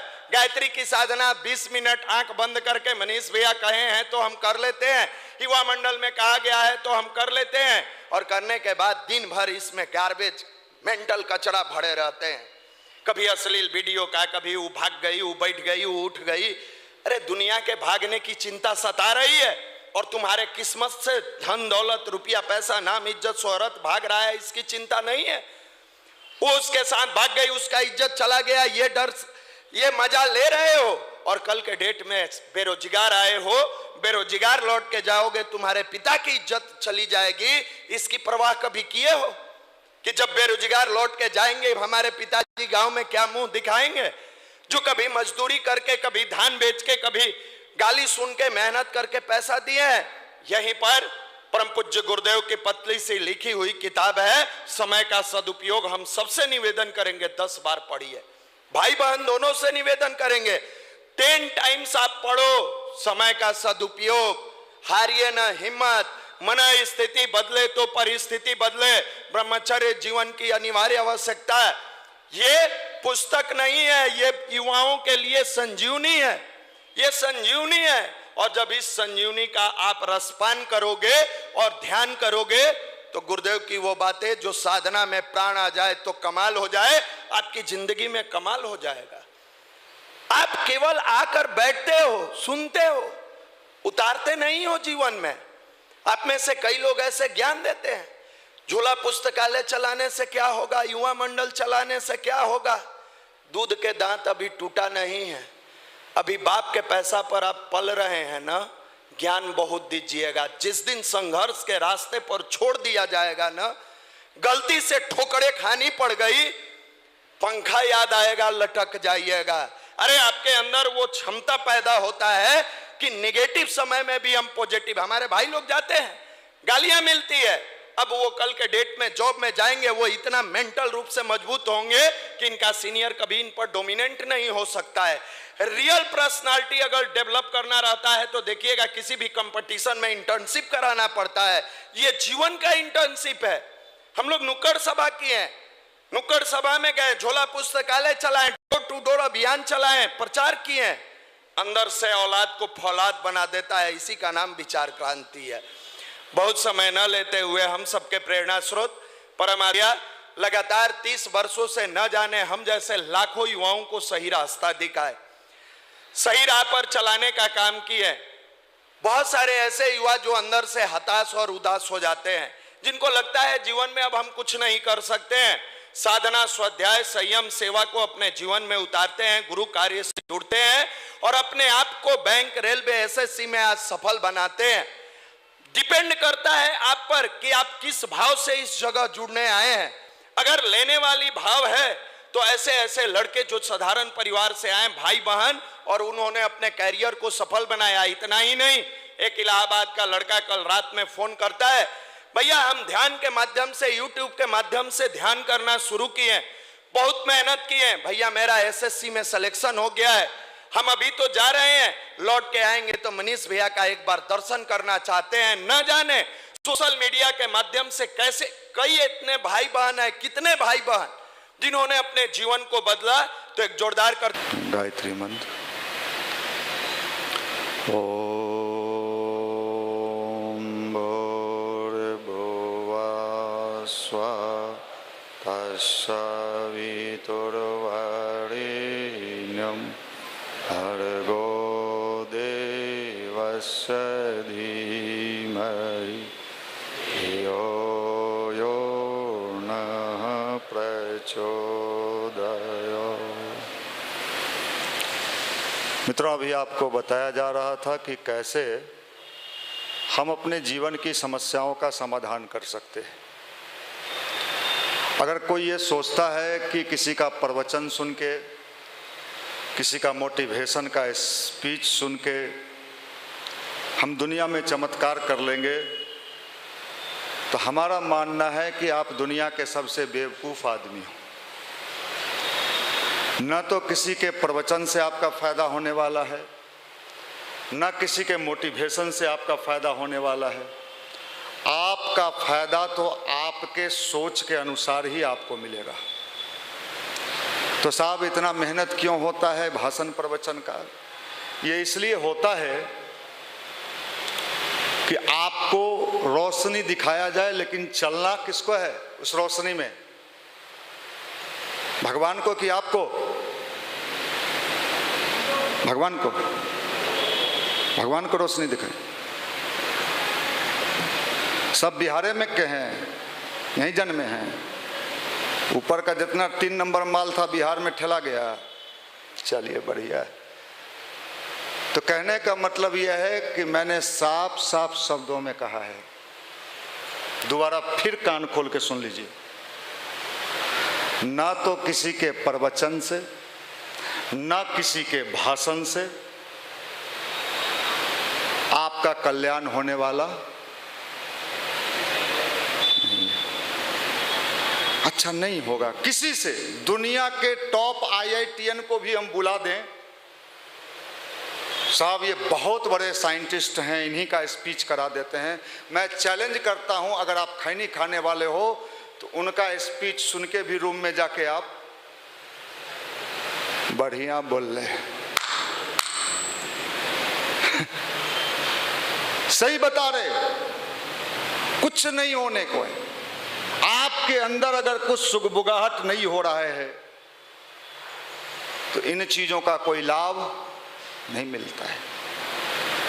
तो ये दिया क्यों जाता है? मकान ढलता है तो क्या होता है? क्या लगाया जाता है? सनेटरिंग लगाया जाता है कि नीचे गिर ना जाए। लेकिन सनेटरिंग परमानेंट नहीं होता है, महीना दिन 2 महीना के बाद उसको खोल दिया जाता है, हटा दिया। अगर आप कहोगे नहीं खोलिएगा तो हम फिर गिर जाएंगे, तो आप क्या हो? दूसरे का प्रवचन, दूसरे का भाषण क्या है? क्या है? सनेटरिंग है। बस लाभ तो आपको अपने बल पर ही लेना पड़ेगा। आप किसी जिम में जाते हो, जिम में जो गाइड होता है उसको क्या कहते हैं भाई?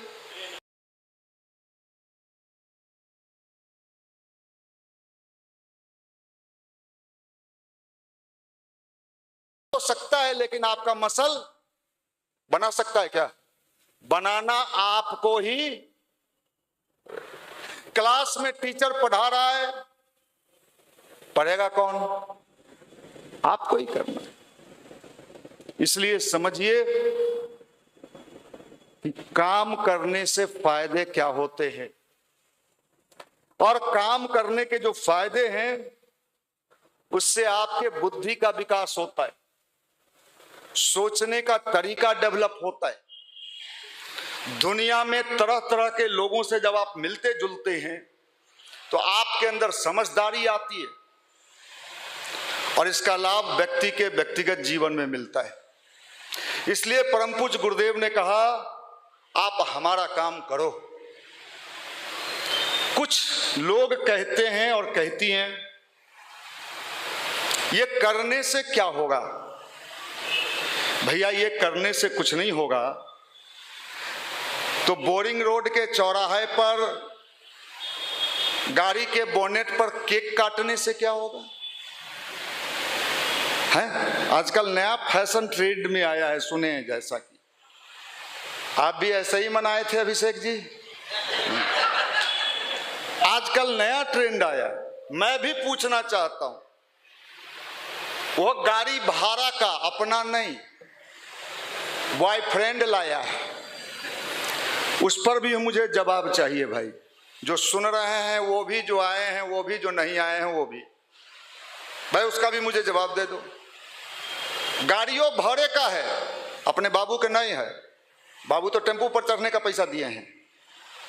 माफ करना, जहां समझदारी होनी चाहिए वहां हम समझदार नहीं हैं, और जहां समझदार होना चाहिए वहां हमें आलोचना सहना पड़ता है। दुनिया में एक भी व्यक्ति ऐसा बताइए जिसने अच्छा काम किया हो या बुरा काम किया हो जिसका आलोचना नहीं हुआ हो। आज बड़े बड़े क्रिमिनल हैं इस बिहार में जिनका नाम है, मैं लेना नहीं चाहता सुबह सुबह,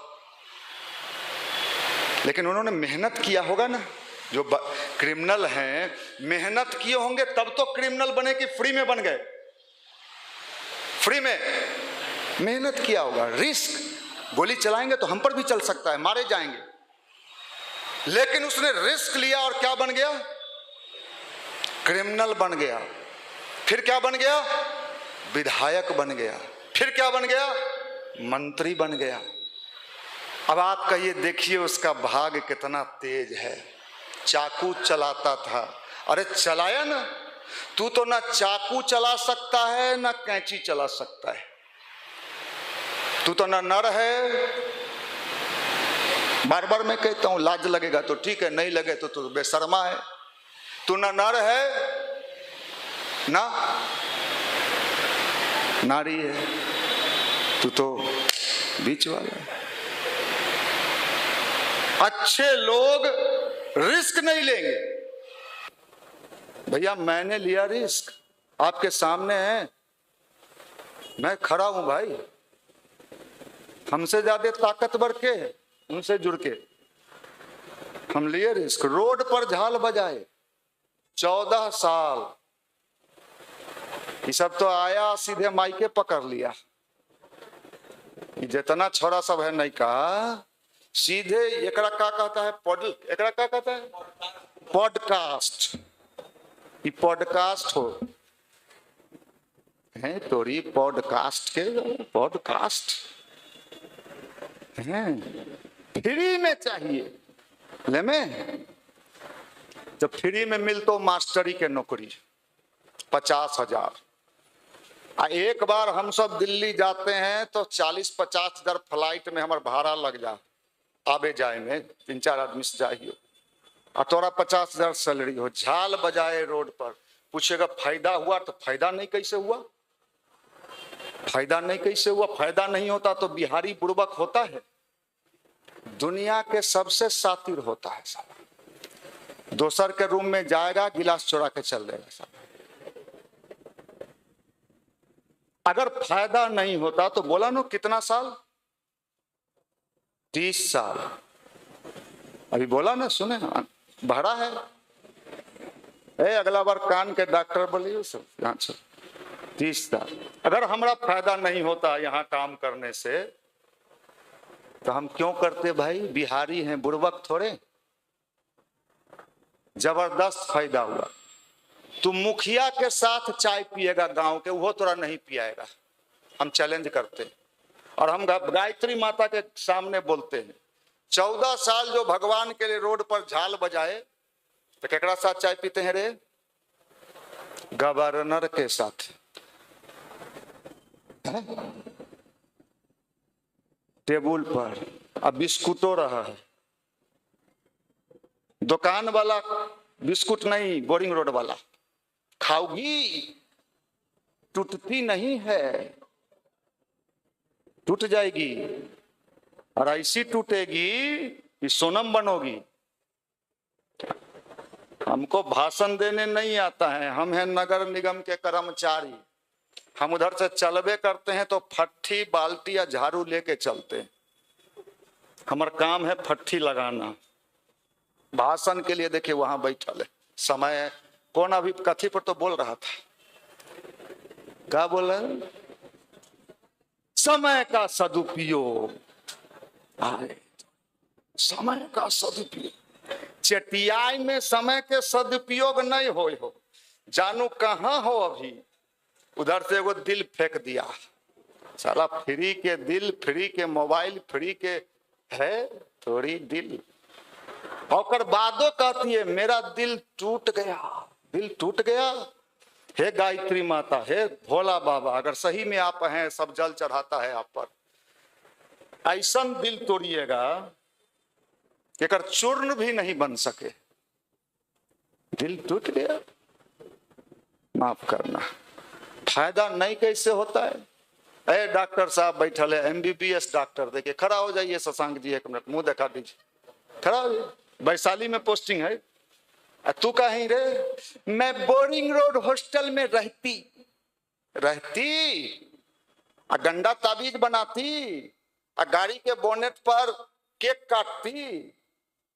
माफ करना, बोरिंग रोड मतलब बोरिंग रोड नहीं होता है। मैं पूरे पटना को कह रहा है भैया, मिलता है और जबरदस्त मिलता है। कोई भी इस सृष्टि में ऐसा कर्म नहीं है जिसका फल नहीं मिलता। भगवान का काम। और आलोचना और शिकायत तो होना ही चाहिए। अगर आपका कोई शिकायत नहीं करता है, आलोचना नहीं करता है, मजाक नहीं उड़ाता है, मतलब आप क्या हैं, लोल पपुआ। क्या है, होना चाहिए। सबका हुआ। गांधी फिल्म आपने देखा है, गांधी फिल्म में गंदगी को लेके महात्मा गांधी सर पर साफ करके उनको कंकड़ मार देता था। हर अच्छे काम का मजाक उड़ता है लोग। हम लोगों का भी मजाक उड़ाया किसी जमाने में, रिश्तेदारों ने उड़ाया, संबंधियों ने उड़ाया, सबने उड़ाया। आज मजाक उड़ाने वाले उसी गांव में लुंगी पहन के क्या खा रहे हैं, हम क्या कर रहे हैं, ये क्या है, पॉडकास्ट है क्या भाई? अरे भाई हम देहाती आदमी, तू सब शहरी, आता है सब देहाते से, यहो सब आई होगी देहात से। 2-4-6 महीना पटना में रहतो, मेरे को तेरे को चलेगी, अरे तोरी चलेगी। आइले हैं गांव से, बाबू बाबा रहलो गांव में, तोरो सब करे छोड़ा, यहाँ जींस दिखा के बुड़बक बनाता है। माफ करना, अध्यात्म मतलब पावर, शक्ति, ऊर्जा, अपने कॉन्फिडेंस, सही दिशा दुनिया में आगे बढ़ने के लिए ये चाहिए। नहीं तो पूरी जिंदगी उलझते रह जाएंगे, फंसते रह जाएंगे, परेशान हो जाएंगे। परेशान करने वाला, जाल फेंकने वाला जाल फेंकेगा। अगर आप गायत्री मंत्र जपते हैं तो मैं दावे के साथ कहता हूं आप उस जाल में कभी फंसेंगे नहीं। लोगों का सेंस समाप्त हो गया है, समझदारी समाप्त हो गया है। चिंता का बात यह है, आप डॉक्टर के पास जाइएगा और डॉक्टर साहब इसको क्या बीमारी है, इस समझ में नहीं करता है, तो डॉक्टर के पास कौन इलाज है इसका भाई? समझदारी ठीक करने का महामंत्र है गायत्री। हम लोग भी वही थे, हम लोगों को भी समझदारी नहीं था गायत्री मंत्र जपने के पहले। हम लोग भी वही सोचते थे जो सब सोचता है, हम लोग भी वैसा ही, कोई कहे चल मैं चल बैठले हैं। लेकिन जब गायत्री जपे, ध्यान किए, पॉजिटिव थॉट सोचना शुरू किए, तो ज्ञान हुआ कि ये रास्ता सही है, ये रास्ता गलत है, इस रास्ते पे मुझे नहीं चलना है, इस रास्ते पे मुझे चलना है। समझदारी। दुनिया में सक्सेस होने के लिए क्या चाहिए? समझदारी। गुरुदेव ने 3 चीज बताई है, समझदारी, जिम्मेदारी, बहादुरी और ईमानदारी। बहादुर, रोड पर लड़कियां किताब लेके बेच रही है गुरुदेव का सत्य साहित्य, अब देखने वाला का नजरिया है, कोई उसको किसी रूप में देखता होगा, कोई हम जैसे होते हैं, दुनिया हमें वैसी ही दिखाई पड़ती। अगर हम गंदे हैं तो दुनिया मुझे क्या दिखाई पड़ेगी? गंदा। हम चोर हैं तो हमको सब क्या नजर आएगा? चोर। हम भीतर के करप्ट हैं तो बाहर मुझे क्या नजर आएगा? सब क्या है? करप्ट है। विश्वास रखिए। इसलिए समझिए, लोग क्या कहते हैं ये इंपॉर्टेंट नहीं है, मैं स्वयं अपने बारे में क्या सोचता हूं ये सबसे ज्यादा इंपॉर्टेंट है। और यही तो आत्मबल है, यही कॉन्फिडेंस पावर है, यही शक्ति है। क्या मिलता है? अरे सामने खड़ा है, सामने खड़ा है, क्या मिलता है? यहां बैठा है, पूछिए क्या मिला? बहुत कुछ मिलता। हम लोग भी घर घर झोला पुस्तकालय चलाए हैं, घर घर दरवाजा खटखटाते थे। एक भाई कल बता रहा था कि कमरा में बंद कर दिया, विचार वाला झोला पुस्तकालय चलाते थे। एक घर में गए, ये 1996 की बात मैं कर रहा हूं, 1996-97 की। झोला पुस्तकालय, झोला लेके गुरुजी का जाते थे, घर घर कॉल बेल बजाते थे, 2-3 साथ रहते थे, कई बार लड़कियां निकलती थी। हम लोग भी लड़का, अनमैरिड जीवन, तो सब रहता, तब बढ़िया काम मिला। और लड़की सब भी ऐसी, मैं डायरेक्ट बोल रहा, किताब सब ले ले, किताब एक बार देखे 3 बार हम लोगों को देखे। हम कहे गुरुजी रक्षा, गुरुजी रक्षा करिएगा, रक्षा करिएगा। गायत्री मंत्र मानसिक रूप से जपते रहते थे। और एक घर में गए तो किताब, एक माता जी थी, हमने दे दिया, मुझे आज भी याद है, ले तो ली, दूसरे 2-3 दिन के बाद हम लोग किताब वापस करके फिर किताब देने जाते थे। वो कुत्ता पाली हुई थी, ऊपर से हम लोग पर कुत्ता फेंक दी, छोड़ दी। अब हम लोग भागे नहीं तो काट लेता। भगवान के काम में रिस्क होता है, लेकिन भगवान सुरक्षा भी देता है। आज इन सारे चीजों को जूझते हुए यहां तक नहीं आते तो ये क्या है? पॉडकास्ट है। अब 52 लाख के करीब का फॉर्चूनर से जब उतरिए कुर्ता में या पैजामा में, तो माला लेके 100-200 छोरा सब खड़ा रहता है कि आए हैं भाई, मनीष भैया हैं, बहुत बड़े आदमी हैं। और तू सब साइकिल बाहर लगे ले हो, हवा निकलल हो।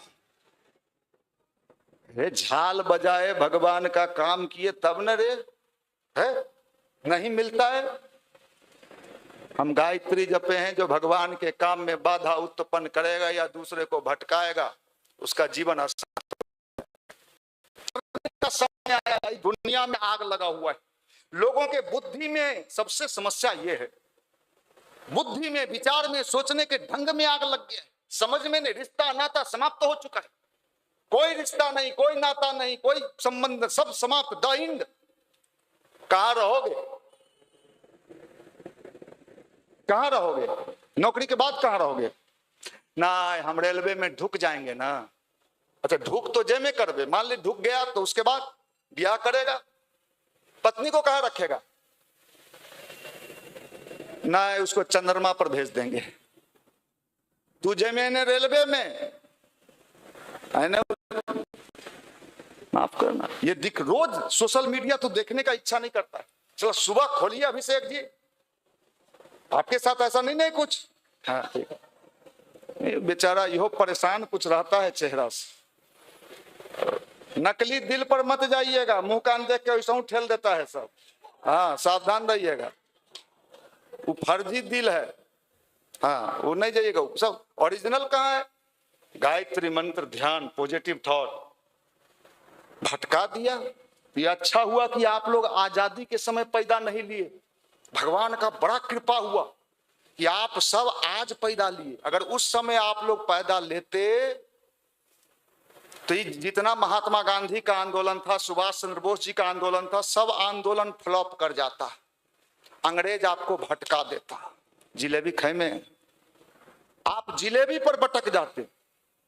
अच्छा था कि उस जमाने में सोशल मीडिया नहीं था, नहीं तो कितना क्रांतिकारी का दिल टूट जाता, फर्जी दिल जाता।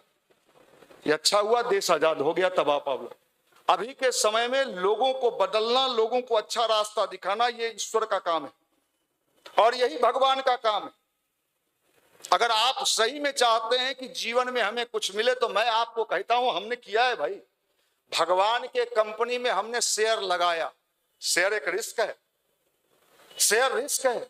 बीए ऑनर्स किए, मैं मंदिर में कह रहा हूं, दीपक जल रहा है। पटना यूनिवर्सिटी में सबसे हाईएस्ट नंबर मेरा आया था इकोनॉमिक्स में, टॉपर स्टूडेंट थे। और मैंने एक भी फॉर्म नहीं भरा नौकरी का, एक भी फॉर्म भरा कैसे जाता है ये भी मुझे नहीं पता है। घर वाला ने पूछा कि अब क्या करोगे? अंतिम पेपर मेरा स्टैटिक्स था, मैं दे के आया और जितना किताब था सबको एक मोटरी में बांधे, कहे कि इदम गायत्री इदम नमम। मंदिर में सारे घर में हल्ला मच गया, बहन लोग, माताजी, पिताजी, रे वाह वाह वाह वाह, लगे चारों तरफ से गीदर हुआ करता हुआ।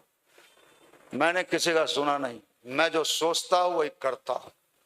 तोरे जैसन पिलपिली नहीं है, पहने थे ही जीन्स और भीतर हो पिलपिली। ये माल बांग्लादेश भी नहीं लेगा, कहेगा माल में दम नहीं हो, सब खत्म माल है। हम तो खोजते हैं कि ऐसा मिले, तलवार लेके चले झांसी की रानी की तरह। कहां है रे? कौन लॉज में है? निकाल, आ गलो झांसी की रानी। ये लोग में भी दम नहीं है, ये लोग भी पिलपिली है। भैया मुझे बोल दी, बोली ना तो दिल टूट गई। ठीक की भोला बाबा पर दिल चढ़ा दो। ये सब तो इतना हम चाहते हैं, इतना कहते हैं। कुछ लोगों को तो आता है। भाई देखो, मैं आपके सामने खड़ा हूं। 14 साल तक तो मुझे पता नहीं था कि हमको पॉडकास्ट मिलेगा। ये लोग तो आते माइक पकड़ा, रोड पर नहीं उतरे होइएगा। 2011 में रोड कहां था भाई, सीधे माइक था। सचता उसका तो और बाद में आया, सीधे माइके पर रोड पर स्टेशन पर खड़ा होके झाल लेके सीताराम नटवर नादर नंदा है। आज हमार कुर्ता देख के चिहुकता है, उजर कुर्ता है, थोड़ी उजर कुर्ता, तो बाबू दल को हमारा उजर कुर्ता है। आप लोग बड़े अच्छे लोग, ऐसे ही बिहार का विकास होगा, ऐसा ही चाहिए। हैं दम है ही नहीं, लाज नहीं लगता है, इतना रगड़ते हैं।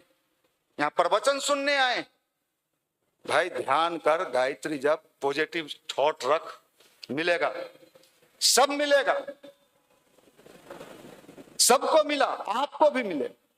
भगवान किसी का रखता वापस करता है, सबको करता है। इसलिए भाई मैं निवेदन करना चाहता हूं, 5 साल तक इसी युवा मंडल में डफली पर गाना गाता था। अभी नालंदा का डीएम है, आपके बगल पटना के बगल के नालंदा का डीएम इसी युवा मंडल का लड़का है, कुंदन, झाल बजाता था। लोग उसका आरती उतारा होगा, आईएएस बने आता, सब अपना रिश्तेदारी निभाने पहुंच गया होगा कि हम आपके रिश्तेदार हैं। ये दुनिया है। इसलिए हम सबको ये संकल्प लेना चाहिए कि हमें अच्छा बनना है और दूसरों को अच्छा बनाना। गायत्री परिवार का यही अभियान है, गायत्री परिवार का यही अभियान है। घर घर अलख जगाएंगे, हम बदलेंगे जमाना। घर घर वो बदले या ना बदले, हम सबको सूचना देंगे भाई बदल। 2026 तक बहुत खतरनाक समय है। मार काट, मुकदमा, केस, अत्याचार, भयानक।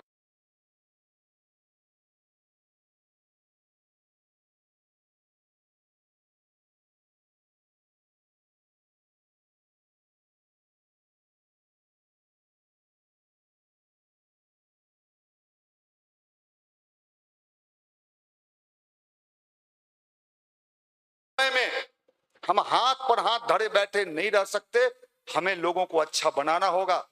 युवाओं को नशा से मुक्ति दिलानी होगी। आज अच्छे अच्छे परिवार के लड़के नशा ले रहे हैं, सुई ले रहे हैं नशा का।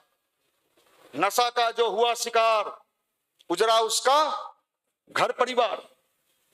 कैसे बचाओगे अपने बच्चों को, अपने भाई को जिसको तुम राखी बांधती हो, कैसे बचाओगी? वो पढ़ने जाएगा, वहां लोफर सबके दोस्ती में सटेगा, नशा करेगा, 3-5 करेगा, कैसे बचाओगे? उनको अच्छे विचार से जोड़ना पड़ेगा, उनको अच्छे संस्कार से जोड़ना पड़ेगा। गायत्री मंत्र इसलिए कहा जाता है, ये हमारा पूजा पाठ का अभियान नहीं है, कान खोल के सुन लीजिए। गायत्री परिवार का अभियान पूजा पाठ का नहीं है, लोगों को अच्छा बनाने का अभियान है। बच्चों को अच्छा, पीडीसी हम क्यों कराते हैं 5 दिन का पूजा पाठ? आप अपने जीवन को कैसे अच्छा बना सकते, संस्कारी बना सकते, दुनिया में अपना मूल्य कैसे बढ़ा सकते, इसलिए पीडीसी कराया जाता है। इसलिए मैं निवेदन करना चाहता हूं भाई, यहां आते हो तो यहां के बताए हुए चीजों को करो और देखो लाभ मिलता है कि नहीं मिलता है। बिल्कुल मिलेगा लाभ, कोई ऐसे नहीं है जिनको नहीं मिला। अभी देखिए एक आयुर्वेद कॉलेज के भी डॉक्टर बैठे हुए, संतोष जी है डॉक्टर बनने। हाँ, अभी आयुर्वेद कॉलेज में डॉक्टर है। कितना सैलरी? 1.5 लाख रुपया सैलरी है। दरी पर बैठा हुआ है, हम सबका चेहरा पहचानते हैं, कोई नहीं कह सकता कि नहीं मिला। ये है, देखिए वहां अभी हमारे बगले में बैठ गया, पिछवाड़ी बैठता था, हमारे शांति पाठ के पहले ही धीरे से पिछल का सीढ़ी से भाग जाता था। 2010 में एक्टिव हुआ है, उसके पहले तो ऐसा ही था। एक बार इसको हम हरिद्वार लेके गए 2010 में, 2010 में हमको जाना था हरिद्वार। हमने कहा किसी को साथ ले जाना है, तो किसी ने कहा उसको ले जाइए। हम कह नहीं, उलम्पट है, उसको नहीं ले जाएंगे। ले गए, लेकिन ठीके ठाक रहा। उसके बाद 11 से सक्रिय हुआ। आज पटना का स्टार टीचर है रीजनिंग का, हमको से रीजनिंग सिखाता है। देखिए गांव में घर बनाया, विशाल साम्राज्य बनाया है। देखिए यह है मुसल्लापुर से खींच के लाया। पुराना फोटो एक दिन देख रहे थे, अभी देखिए गाल फुला के हीरो बनल है। सबके हिस्ट्री जानते हैं। है। मुसल्लापुर वाला फोटो सबको दिखा दे। चलो साहब बहुत बढ़िया। कहने का मतलब कोई अभी इसमें मिशन IS का चलता है, मिशन 50, उसमें क्लास लेता है। तू किसको घाटा हुआ? देखिए हमारे कुणाल बैठे हुए हैं, उनकी पत्नी भी है कहीं, कुणाल जी की पत्नी भी बैठी है, पत्नी है ना नीचे, कुणाल जी है। बड़बीघा में कितना कार्यक्रम कराया, शेखपुरा जिला में लगातार कराया, अभी भी टीचर है BPSC के द्वारा। सबको हमने देखा है कि जो ईमानदारी से भगवान का काम किया है सबको मिला है। कहने वाला कहता रहता है, बोलने वाला बोलता रहता है। घाटे का सौदा नहीं है। गायत्री मंत्र का जप करिए, ध्यान करिए, पॉजिटिव सोचिए, अपने लिए तैयारी करिए, मन से पढ़िए, सफलता मिलेगा। कहीं असफलता नहीं है। जिंदगी में कुछ नहीं भी करे, अरे भैया हमको तो नौकरी नहीं मिला तो हम रोज बेरोजगार हो गए, खाने का दिक्कत हो गया। गायत्री मंत्र जपने वाला व्यक्ति कभी दरिद्र नहीं होता, कभी नहीं। इसलिए हंसिए, मुस्कुराइए, दूसरे के कहने सुनने में मत आइए, अपनी योजना को आगे बढ़ाइए। भगवान का आशीर्वाद आप सबके जीवन में मिलेगा, सबका जीवन सफल होगा, उन्नत होगा। हंसते रहिए, मुस्कुराते रहिए, जिंदगी आगे बढ़ाइए। ज्यादा टेंशन लेने का जरूरत नहीं है। काहे रोते हो? चलना भी है। नहीं जाओगे? नहीं, वो कहता है नहीं। क्यों डरते हो? गुरुदेव ने एक किताब लिखा है, मरने के बाद हमारा क्या होता है। मैंने उस किताब को पढ़ा, बड़ा अच्छा है भाई। हम तो उस किताब को जब पढ़े, अब ऐसा नहीं कि आप लोग प्रयोग कर लेना रे भाई, मैं इसी डर से नहीं बताता। लड़की लोग तो और कोमल होती है कि ना अब जा ही हो। मनीष भैया कहले हलती कि ओकर बाद ज्यादा मजा है। ऐसा नहीं है। गुरुदेव ने किताब लिखा है मरने के बाद क्या आता है। उसमें गुरुजी लिखते हैं कि सूक्ष्म जो शरीर हो जाता है तो जहां चाहता है वहां पहुंच जाता है। तो हम बड़ा खुश हुए कि आहा हा क्या बात है, सब रिश्तेदार के यहाँ घूमते रहेंगे, जब मन होगा कोई तो धरती पर जिस लॉज में मन है वो पहुंच जाइए, कोई देखबे नहीं करेगा। आप सबको देख रहे हैं, उसका बर्तन हिलाइए, उसका चौकी हिलाइए, अरे बाप रे बाप भूकंप आ गया, भागे तो हंसिए, यही नहीं एंजॉय है। सही बताते हैं, हम तो जाएंगे तो हम सबको तंग करेंगे। लो भाई हम वैसे अभी जाने वाले नहीं है, ऐसा नहीं कि खुश, ये लोग खुश हो गया, माफ करना। जिंदगी भगवान ने दिया है जीने के लिए, हंसने के लिए, मुस्कुराने के लिए, एंजॉय करने के लिए। टेंशन टेंशन टेंशन क्या है? टेंशन में क्या है रे? टेंशन में हम चाचा के बेटा का ब्याह हो गया, तोरो हो तो चिंता क्या करें ना। हमारे बाबू कल के नौकरी हो तो तब, बिना नौकरी वाला का ब्याह नहीं होता है, सबके होता है, तनी लेट सवेर सबके होबे कर। तो चिंता नहीं कर, हो तो पकड़ुए हो तो लेकिन चिंता। अरे रिश्तेदार सब फंसा के लाता है, ये सब तो खुश रहती है, ये सब तो दोनों हाथ में सोचती है हमारा लडुआ हो, पढ़ लियो तो नहीं पढ़ लियो तो माफ करना। ले हंसिए, मुस्कुराइए। हम सीरियस लोगों को देखना नहीं चाहते हैं, भोरे भोर जो देख ले उसका जतरा बिगड़ जाएगा। मैं एंजॉय करता हूँ लाभ, खूब हंसते, ज्यादा टेंशन नहीं लेते। देखिए ये आता है कहियो मुंह ऐसे झुके ले, क्या हुआ रे? क्लास लेके निकले, अरे निकला तो हंसो यार। कहा सब छुछुन्नर सब बैठता है सामने। ये देखिए इसको भी देखते हैं आजकल क्या हो गया, क्या पहले हंसते रहता था, आजकल चेहरा पर सिकन रहता है, जबकि 3 गो कनेक्शन रखता है ये। देखो साहब, बताओ भाई, अरे नहीं रखता है भाई, ऐसा ही बोले, ऐसा नहीं कि सब देखो बेचारा। अरे हंस यार, टेंशन में सब मर जाएगा। वो पंचायत में देखा ना अभी कुकर है, कुकर बन राकस, कुकर में कद्दू मारा बला चल गया ऊपर। तोरो सबके हुए कुकरे वाला हाल होगा भैया, हम तो उल्टा लियो। जिंदगी यार एंजॉय करो। गायत्री मंत्र मतलब प्रसन्न रहना, खुश रहना, आनंदित रहना। जो मिले वो भी कहे कि मिल के आए, मन खुश हो गया, टेंशन दूर हो गया। आपसे जो मिलने जाएगा इतना टेंशन वो अपना लेके, आप अपना वाला भी देके भेजिएगा, यो ले जो, माफ करिए। चलिए, बहुत बहुत शुभकामना, धन्यवाद।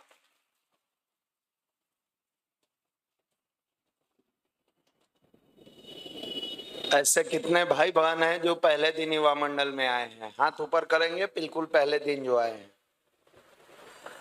हाथ नीचे कर लीजिए। शांति पाठ के बाद जो बिल्कुल पहले दिन आए हैं दाहिने साइड आकर बैठेंगे।